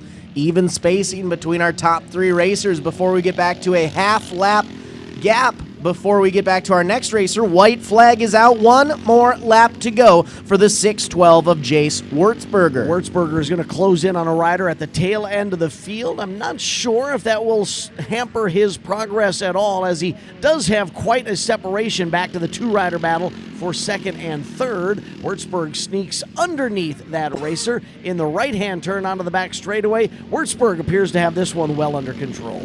Through the Black Diamond drop up into the west end high banks. He's going to make that left-hand corner onto the front straightaway with the checkered flag in his sights. For Uncle Mark's Sled Parts and Carbide Podcast, your feature race winner is the 612 of Jace Wurzberger. Henry Rolfe is going to hold on for the win in the 200 stock 4-8-year-old second main event. First main event win for Rolfe this weekend. Hayes Carlson will settle for third overall, second in the 200 stock 4-8-year-old class. Rolfe taking the win today for Midwest Detail Supply as his main sponsor. Race number 7 will be our transition 8-12 combined class. Cashton Nelson has owned this class today, won both the heat and the first main event with a 25K. Michael Rambo has run second in both the heat and the first main on the 188. Third in the first main was the 973X of Walter Streese. Other riders filling out the field, J.C. Carlson on the 708 and Hovey Heineme riding the 101. 5 sleds, 5 racers. They're in the Steeplechase Ski Hill start gate, waiting for that fluttering green flag. Cashton Nelson's been dominating this class all season long. Going into today, he has had 4 feature race wins out of a possible 5 so far. Going to see how he might be able to do during the final race of today. Michael Rambo, one of our feature race winners from yesterday as well, also putting on a solid showing. Cashton racing with support this weekend from Schema Exteriors, Jaeger Construction. We will see if he can celebrate with those sponsors with another main event win. Who's got the whole shot?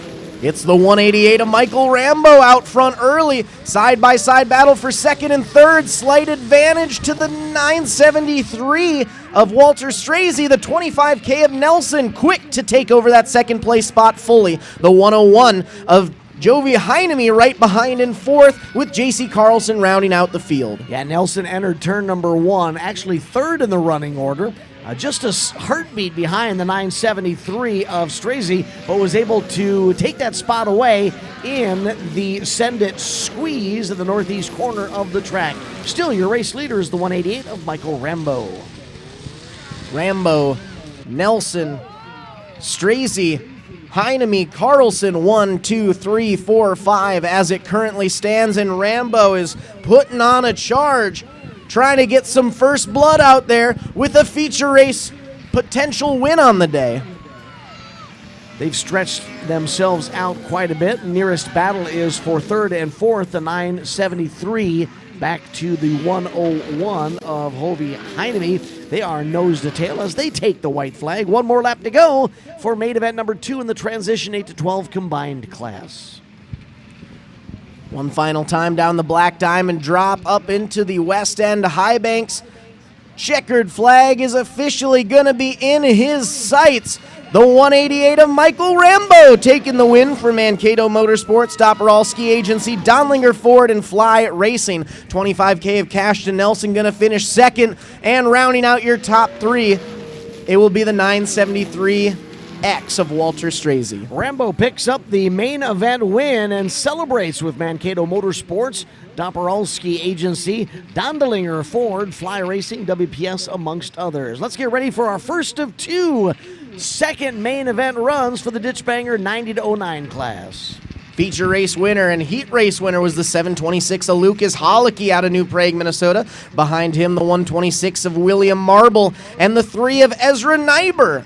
Jory Cordes had a great start in the first main event on that number 7 machine. McKendall Kempe on the 26, Dawson Tron on the 74 as the green flag flies and they race down the front straightaway. 122 of Shane Halverson, 248 of Ryan Cordes, 423 of Mason Dolly, and the 566 of Tom Hansen. Gonna round out your 10 sled field.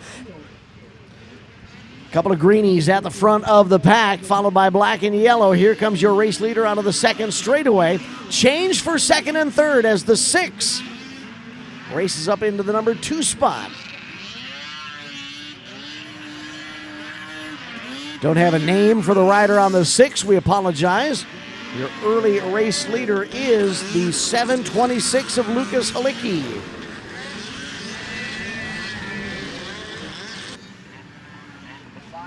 The 566 of Tom Hansen holding on to that third place spot. But the 6 of Gavin Peterson, I believe that is.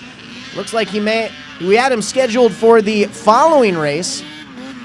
It looks like we might have him in this one. So perhaps lining up in the wrong lineup. But the 726 of Lucas Halicki, still your race leader. Great run for Tom Hansen on the 566. If he can keep it up there in the top 3, it'd be his first podium finish this weekend.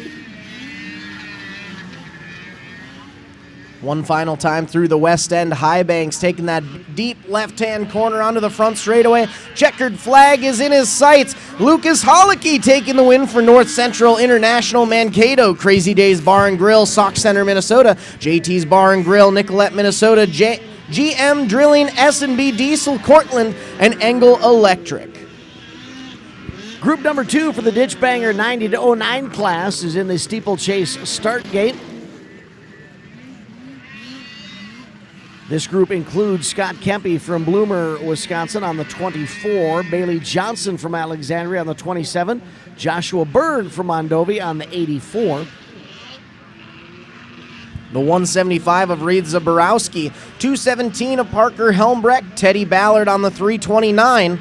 Peyton Helmbrecht with a 425, Brian Witham on the 580, and Jaeger Cordes atop the 731. And I just heard some news from the track officials. Sounds like the 6 that we had out there before wasn't Gavin Peterson. It was, in fact, the 3 of Ezra Nyber. Ah, I see. Ezra Nyber had some issues with his sled, and Gavin Peterson so kindly allowed him to use his sled for that first portion. So now it's the 6 of Peterson going to pull in here and take over his spot. So Peterson rounding out our field in group number 2. Nyber, that means, did end up finishing second during the last race. Gotcha. 8 of the expected 10 racers in the gate. They come flying down the front straightaway, 3 wide into the first turn. Peterson's sled, nice and warm from the previous race, is going to give him a chance to pull into the lead and take the whole shot early on.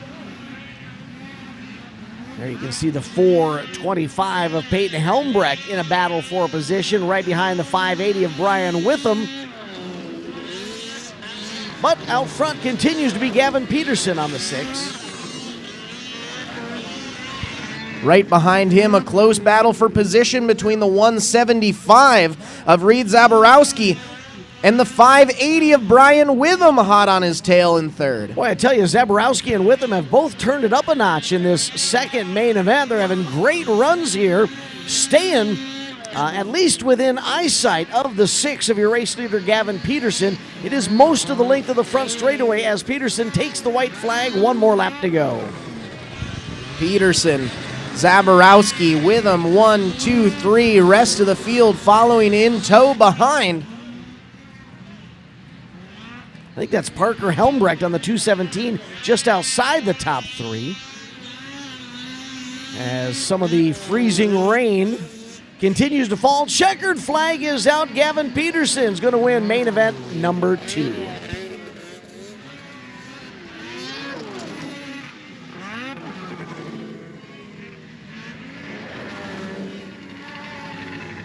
Race 10, main event number 2 will be Kids Ditchbanger 8-12 and Junior Ditchbanger 13-17. In the 13-17 junior class, Reese Olendeek has won the heat and the first main on the number 5. Wesson Bishman won the first heat on the 14. Lyric Knighton finished second in the first main on the 591. Other racers, Nora Tesmer on the 41. Kaylin Weebush riding the 15. Those 5 racers in the Junior Ditchbanger 13 to 17-year-old class. In the Kids Ditchbanger 8-12 class, we have the 27 of Cassie Scott, 33 of Amelia Tesmer, Jordy Ignazuski on the 222, and Landon Podine piloting the 555. Green flag flies for race number 10. Excellent start by the triple deuce of Jordy Ignazuski, as Jordy got out of the gate quickly, but then got gobbled up by some of the competition. There you see them heading into turn 1, down the fall-away field and into the send-it squeeze.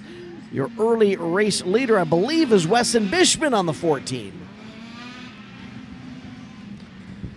Out front, nice little battle for second and third between the 591 of Knighton and another competitor just behind. The 14 of Bishman finished second in the heat, wasn't even in the top 3 for the first main, but having a solid showing so far here. Reese Olendeek on the number 5 machine, rounding out the top 3. There you can see your top 3 making their way around the West End High Banks and headed back towards the line. White flag is out, 1 more lap to go. Bishman had a solid start there. Knight looks to the outside as the 5 of Olendeek goes up and over through the rhythm section. He's back up on 2 feet, which is good to see, but he is now out of that race for the top 2 spots. That was a hard tumble, and that followed a challenge by Lyric Knighton on the 591, who tried to get up alongside the 14 but couldn't quite make it stick. One final time up and over the checkered flags. It's going to be the 14 of Wesson Bishman taking the win in the Junior Ditchbanger 13 to 17 class. 591 and Lyric Knighton will round out your top 2. Important message for all competitors. We need everybody in the remaining races to head to staging, please. We can get you all staged so that we can make these next few races run without a hitch. So again, all races 11, 12, 13, 14, 15, and 16, and 17 to staging, please. Thank you. Race number 11 will be 600 Open 18 Plus Modern and 800 850cc Open 18 Plus. In the 600 Open class, feature race winner was the 109 of Aiden Leonard. Right behind him, the 5 of Dylan Dorn, the 33 of Connor Hintz, 29 of Dustin Dorn, and the 505 of Trevin Hopner. In the 800 850 Open 18 Plus class, Rick Zebro from Lionel Lakes on the 850 won both the heat and the first main event. Other 3 riders in this class, Ridge Oin from Bloomington on the 7, Chad Sigurdsson riding the 111, and Logan Spletzer on the 916.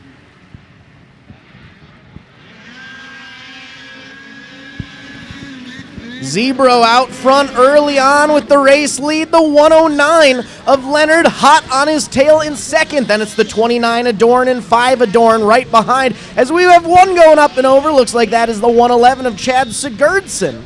Chad back on that steed is able to breathe some life back into it and pull away from the scene of the incident. Here is our battle for second, third, and fourth as the 109 of Aiden Leonard has pulled away. Leonard able to get by Zebro. Zebro back to second, but he's got some company from Dorn's behind him. It's Zebro, Dorn, 2, 3, 4. The 29 machine of Dustin Dorn following the 5 of Dylan Dorn. Dylan's going to try to get up alongside of the 850 of Rick Zebro. Tries to stuff it in there in the West End High Banks. Can't quite make it stick. White flag is out. 1 more lap to go. Zebro showing that experience gives it what he needs, but right as I say it, Dorn able to get by. Zebro's not going without a fight, though. So the number 5 up to second, the 850 back to third. Dylan Dorn with a great maneuver through the first and second turns. Checkered flag is going to fly. The 109 of Aiden Leonard picks up the win, the second main event in the 600 open class. Dylan Dorn going to finish second overall. The 850 of Rick Zebro, though he finishes third overall, is going to take the win in the 800 to 850cc open class for Speedworks and Zebro Construction. Race number 12, Ditchbanger, 03 to 16. Ditchbanger triples and 440 to 600 invitational in the 03 to 16 Ditchbanger class. Mitchell Fruth rides the 393. Jake Webush on the 828, and Bailey Strezzi rides the 942.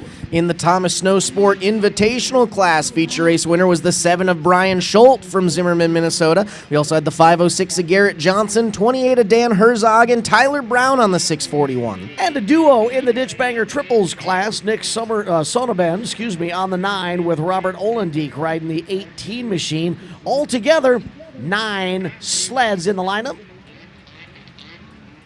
All 9 of them in the Steeplechase start gate as we get ready for main event number 2 for race 12.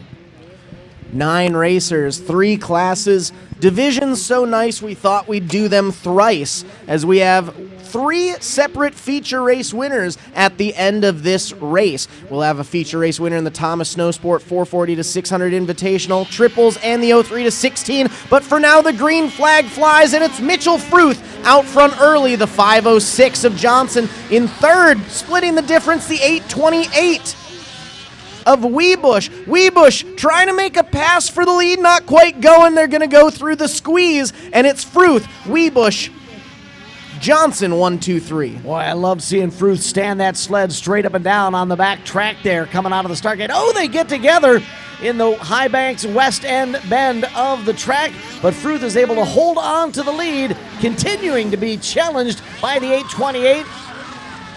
And the challenger becomes the challengee as Webush is up to the top spot. Fruth fights back, pushes off the track, gives a muscle in that direction. Boy, that was a feisty battle at the front of the field between both of those racers. Unfortunately, it is Webush on the 828 who ends up on the receiving end of a hard knock and gets pushed up and over the banking coming out of the send it squeeze. White flag flies, 1 more lap to go for Fruth. Now it's the 506 of Garrett Johnson holding on to that second place overall position, leading the Thomas Snow Sport Invitational class. Johnson on the 506 is going to look to the side of the 393 and takes over the overall lead. Fruth drives it deep into the 506. Wow, some very hefty battles for position. The win goes to the 506 of Garrett Johnson on that Foster Contracting Cat. Race 13 up next, our WSAX classes. Race 14, Ditchbanger Twins. Race 15, plus 30 Snowcross. Race 16, almost a pro Podine Invitational. And race 17, in a Big Yank Midwest Detail, should all be in the staging area. Lineup for the WSA classes are going to look like this. WSAX Open feature race winner was the 731 of Jaeger Cordes. Behind him, the 1 of Tucker Kempe. In the 600 improved class, Ethan Duncan from Jackson, Minnesota on the 99. In the WSAX 440 class, feature race winner was the 329 of Teddy Ballard out of Irma, Wisconsin. We also had the 726 of Lucas Holicky. William Marbles on the 126. Shane Halverson rides the 122. The 84 of Joshua Berg and the 24 of Scott Kempe will round out your field. 6 racers in the 440, 1 in the 600, 2 in the open for a total of 9 racers in race 13. Looks like 7 of the expected 9 are in the Steeplechase start gate. One rider tried to sneak out of the lane early, but it'll be the 731 of Jaeger Cordes getting the whole shot down in turn number 1. 726 of Holicky looks to the outside. We have a new race leader. Holicky up to the top spot.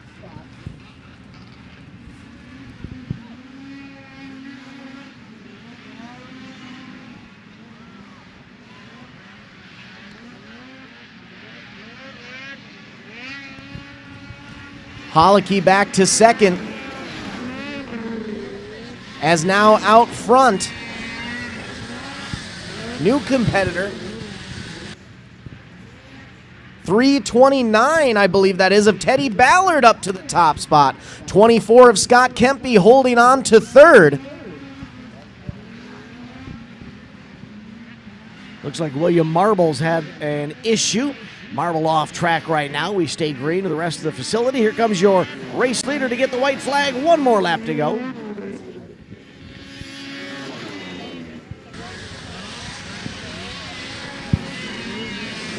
Battling up at the front, it is still the 3:29 of Teddy Ballard holding on to the lead. Holicky right behind in second. Single file into the final turn, drag race to the line. It will be the 3:29 of Teddy Ballard holding on for the overall win. Holicky going to finish second. The 24 of Kempe will round out your top three.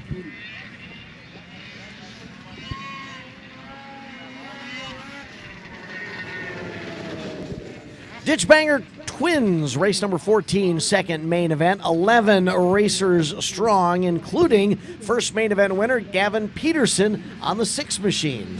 We also had the 3 of Ezra Nyber out of Taylor's Falls, Minnesota, and the 7 of Jory Cordes. Eston Bishman from Princeton's riding the 42. Dawson Tron from Mondovi on the 74. 217 of Jason Helmbrecht. Ryan Cordes on the 248. David Olson with a 521. Tom Hansen on the 566. And rounding out your 11 sled field, it's Brian Witham on the 580 and the 668 of Sam Wall. 11 racers, a full steeplechase start gate. 6 of the expected 11 going to jump onto the track for this second main event. I think some of that freezing rain making some racers decide to load up and head home early. So slightly smaller numbers in these second main event lineups. The 6 of Peterson, your early race leader. 580 of Witham sitting in second. Then it's the 521 of David Olson rounding out your top three. 42 of Easton Bishman sitting in fourth. Nice two-rider battle for second and third there as you see the 580 machine of Brian Witham trying to fend off the advances of the 521 of David Olson. Olson got right up alongside of him but couldn't quite make it stick. Will it stick coming out of the right-hander? No, still the 580 of Witham running second.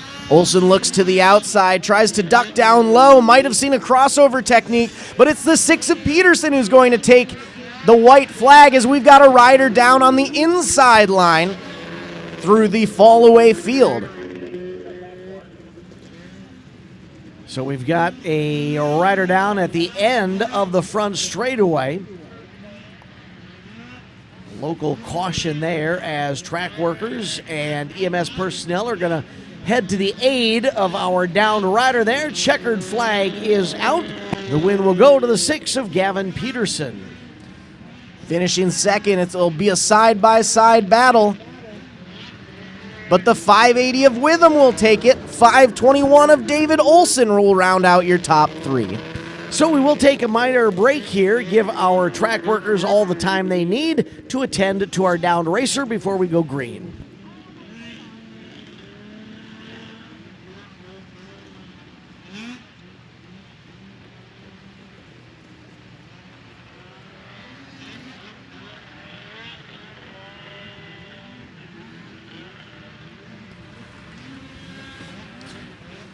In the meantime, I want to take a few moments here to thank a few more of our sponsors for coming out for this season. First and foremost, we have the Hunter Hool Memorial Foundation. Arising from Hunter Hool's true love of racing and strong passion for helping others, the Hunter Hool Memorial Foundation is dedicated to helping those in need, the advancement of education, and engaging in other charitable purposes. Through the combination of Hunter's passions, the foundation strives to benefit the community and those in need. Visit HunterHoolMemorialFoundation.org for more information or to donate today. We also want to send some thanks to the team at Husqvarna. With over 330 years of innovation and passion, Husqvarna provides professionals and consumers with forest, park, lawn, and garden products. We let high performance meet usability and safety, making you ready to get the job done efficiently. Husqvarna offers a wide and growing range of products and accessories, including everything from chainsaws and trimmers to innovative robotic lawn mowers. Visit Husqvarna.com/US today to find a dealer near you.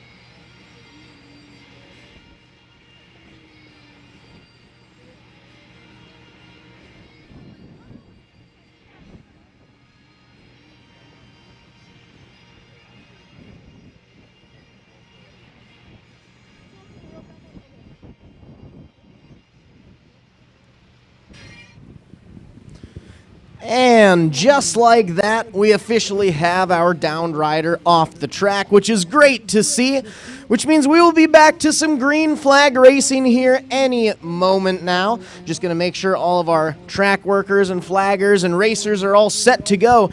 In the meantime, as a quick reminder, we are about to start off race number 15, our plus 30 Snowcross class. After this, only 2 classes left to go for the day. Race 16, almost a Pro Podine Invitational, and race 17 in a big Yank Midwest detail. Going to round off our day, but in the meantime, here's your starting lineup for race 15 plus 30 Snowcross. Justin Steck from Mazeppa, Minnesota, who won both the heat and the first main event, will be riding the 18 machine. Dylan Dorn finished second in both the heat and the main, running the 5 machine. Dan Herzog on the 28, Dustin Dorn on the 29, Mitchell Fruth riding the 393, and Tyler Brown on the 641, looking for a green flag in the Steeplechase start gate area. Track is clear. Riders are ready. Green flag is up, and away they go. Our plus 30 Snowcross second main event is underway with the 5 machine getting the whole shot in turn number 1. Dylan Dorn out front early. The 18 of Steck following right behind in second. Steck has been having a solid day so far, wants to try to finish things off with the clean sweep. Dylan Dorn, on the other hand, wanting to make sure that he can take that title away. Dustin Dorn holding on to the number 3 spot for now at least. But again, it's the 5 of Dylan Dorn, your early race leader, as they complete lap number 1 and make it back down to turn number 1. Steck looks down to the inside that time around, sees if he might be able to gain a little bit of ground going into the send it squeeze. Gains about half a sled length on that gap between them, but Dorn is able to rock it out from taking that inside line. This is a nice spirited battle at the front of the field as these two continue to be separated by 1, maybe 2 sled lengths as they come across the line to complete another lap. It's still the 5 of Dylan Dorn, your race leader. Dorn, Steck,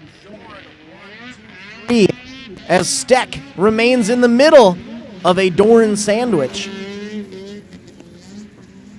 Going to make their way around a rider at the tail end of the field, and that actually plays into the advantage of the 5 of Dylan Dorn, as Steck was not able to clear that racer as quickly. Checkered flag is out. Dylan Dorn is going to win main event number 2 in the plus 30 Snowcross class.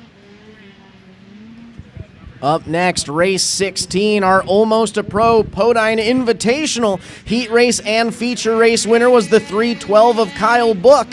Finishing second in the feature, we had the 670 of Caden Bohm, and behind him, the 151 of David Raymond. Other riders in the lineup, Jim Ganson from Stewartville rides the 333, Easton Arnold from Ostrander on the 130, and Jesse Arnold, also from Ostrander, on the 129.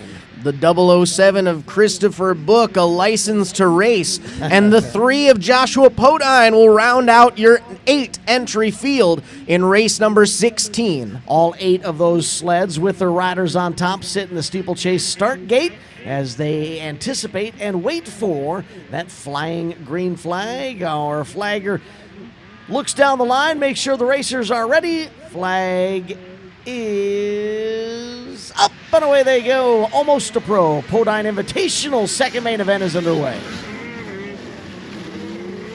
It's a drag race down the front stretch as we've got one rider up and over through the rhythm section. He's back up under his own power. Shaken, not stirred. That appears to be the 3 of Joshua Podine.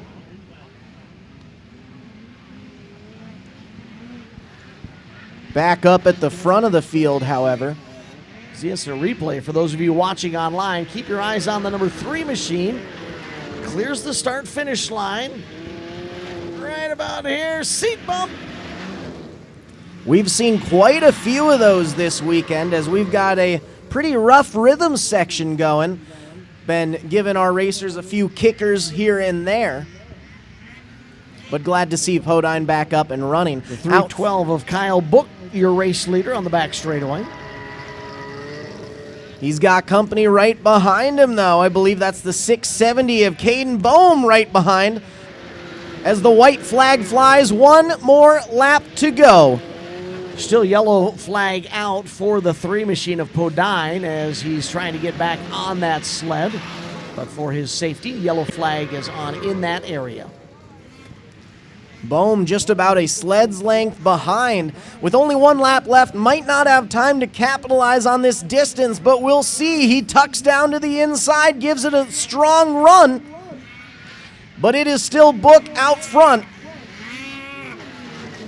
as the checkered flag flies. And we prepare now for our final race of round number 4 of X Racing Sunday Funday Series. In a big Yank, Midwest Details second main event. First main event winner was Reese Olendijk, riding the number 5, followed by Troy Hale on the 281. Behind him, finishing third, winning the heat race, was the 87 of Harley Dice. We also have the 282 of Parker Hale, 43 of Todd Koenigs. Robert Olendijk rides the 18 machine, Nathan Hale on the deuce, and Carver Hale riding the 1. So the Hale family well represented here with 4 entrants in this In a Big Yank Midwest Detail class. 8 racers, half of which are Hales. We're in for a hail of a good time.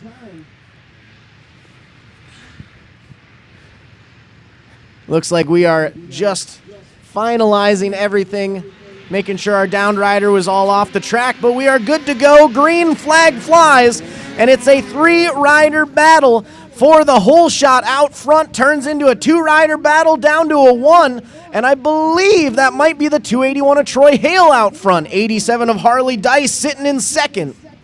Troy Hale going to lead the field out of that right-hand turn, but he's going to get challenged by Dice, and I believe Dice has taken over the lead now on the back straightaway as they head into the West End High Bank turn. We've now got a 4-rider battle up at the front for the lead as the first lap goes in the books for Dice.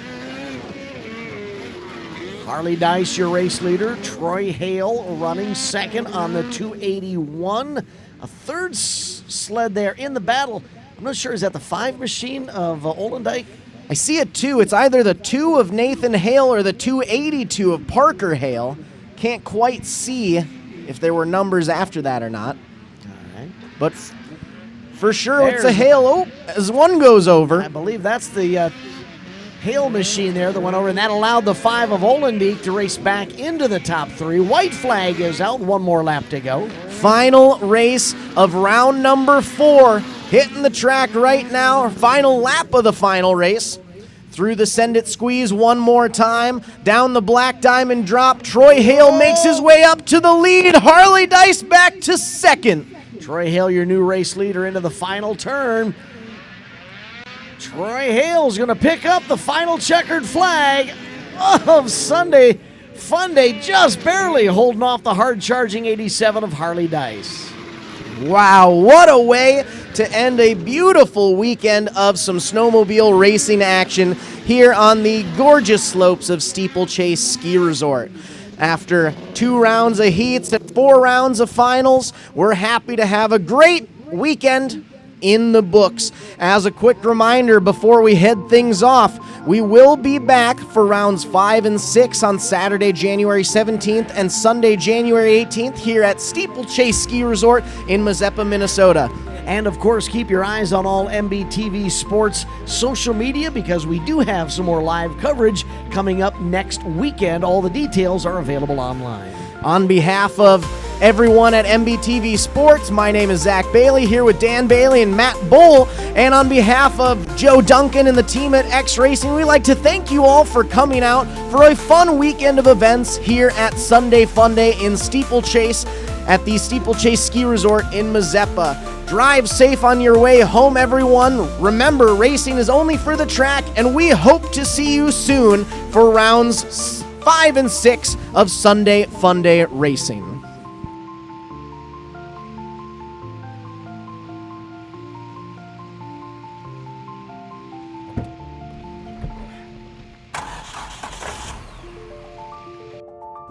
Freight is the backbone of the country, and as long as people need goods, they're going to need somebody to get it to them. My name is Matt Bohl with QualityFreightRate.com, powered by T-Force Worldwide.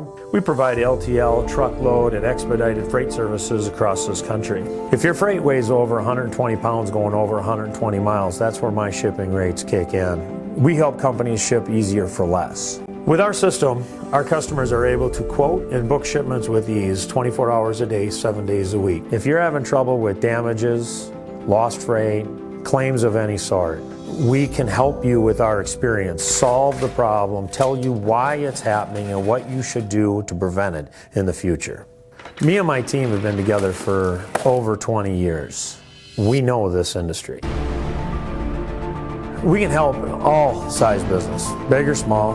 We love them all, but we have a special spot for small business.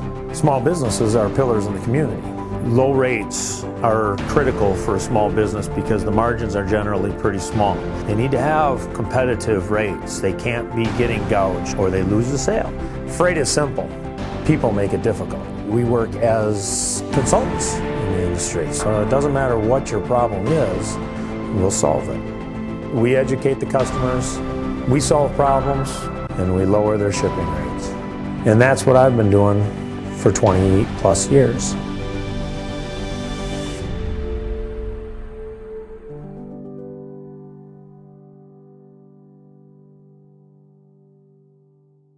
At AMRAP Accessibility, our goal is to help people. and that means providing them with the best quality product and service possible. Built with powder-coated steel, our ramps are stronger and longer lasting than those built with wood or aluminum. Installed in a matter of days to ensure your safety as quickly as possible, our teams are here for you. I can get out. Yeah, much easier. Better, a lot better. Yes, thank you. I don't even have the words to explain how much easier it is. We're just so thankful for it, so thank you. Thank you very much. Find your forward with AmRamp accessibility today. Learn more at amramp.com.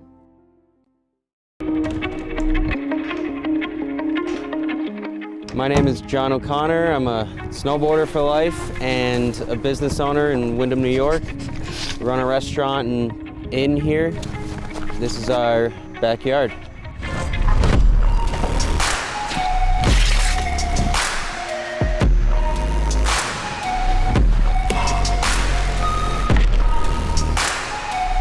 Having a backyard park is really special because being able to snowboard at home and not have to get in the car, go to a resort, wait in a line, is your own creative space to do whatever you want, however you want.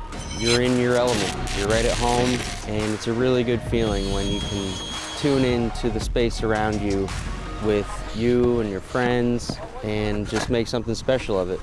The Tow Pro has helped my vision come to life with where I would like to take the backyard setup, and without it, it wouldn't be the same. It's the most easy to use, compact, portable, reliable rope tow that you can buy. It's the best thing that I own as far as what gives me happiness in life. Without it, it's not the same when you're hiking. To be able to keep riding and feel like you're snowboarding, that's what it's all about. And the Tow Pro has made that happen.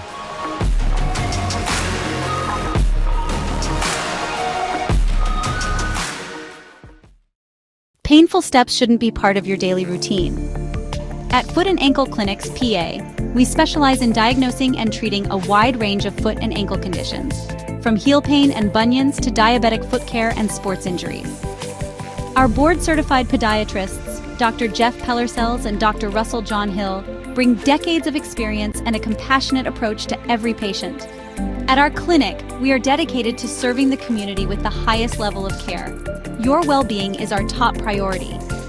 Serving the communities of Woodbury, West St. Paul, and Edina, we're committed to providing personalized care tailored to your needs.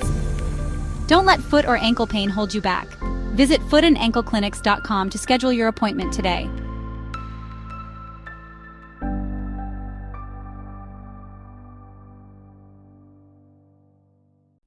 Every great journey begins with a trusted guide.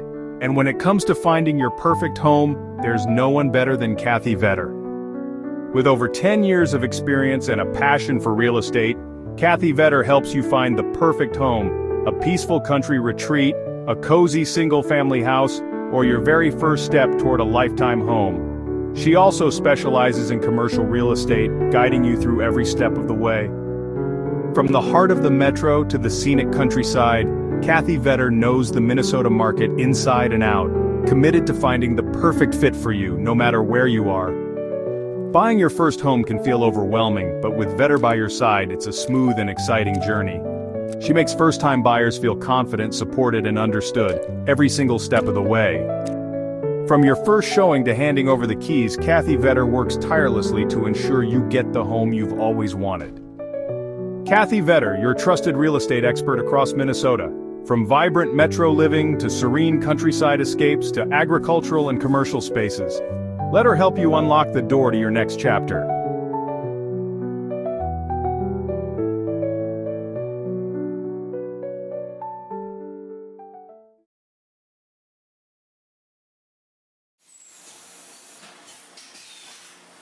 My two passions in life is racing and selling good high-end meat. So my grandfather came here from Germany back in the late 20s. He decided to open his own shop in 1951. He had all the recipes, he had all the talent. His father was a meat guy. His father's father was a butcher. They weren't football players, basketball players. They were in the meat business. And that's our family. That's what we're good at. Old World Meats was derived from Frank's Meats. That was my grandfather's name. I know the quality of my beef is the best because I've purchased it directly from the ranchers at Certified Angus Beef.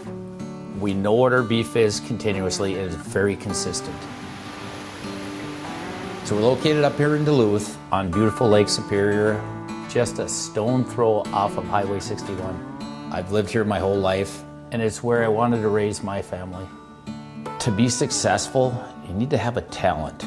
And I knew I was going to be in the meat business. I can taste spices, I can pick out flavors, where they need to come in, where they need to stop. So knowing your strengths are important and knowing where you came from. We have a hot snack stick that's got actually 8 different spices of heat in that, and it layers the flavors in the heat. That's what makes the difference with our product.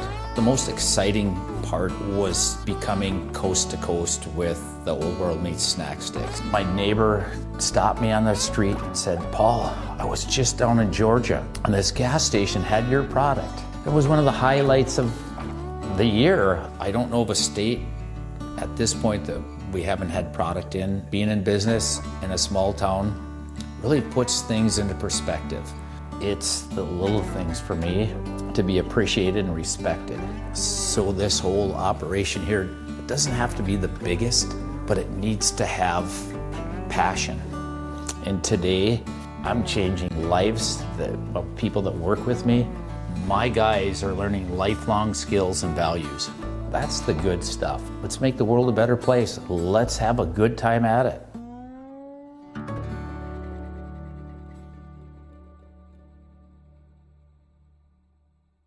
When you've got to ship it from anywhere to anywhere, QualityFreightRate.com. the LTL Freight Logistics Specialist for your small business. QualityFreightRate.com. We simplify shipping, eliminate those surprise charges, and negotiate the best rates from most LTL qualified carriers. QualityFreightRate.com. Special residential and liftgate rates available for automotive and ag implements. QualityFreightRate.com. Use the promo code ICE and get 10% off your first shipment. Startup is so easy. Get a quote and ship today. QualityFreightRate.com.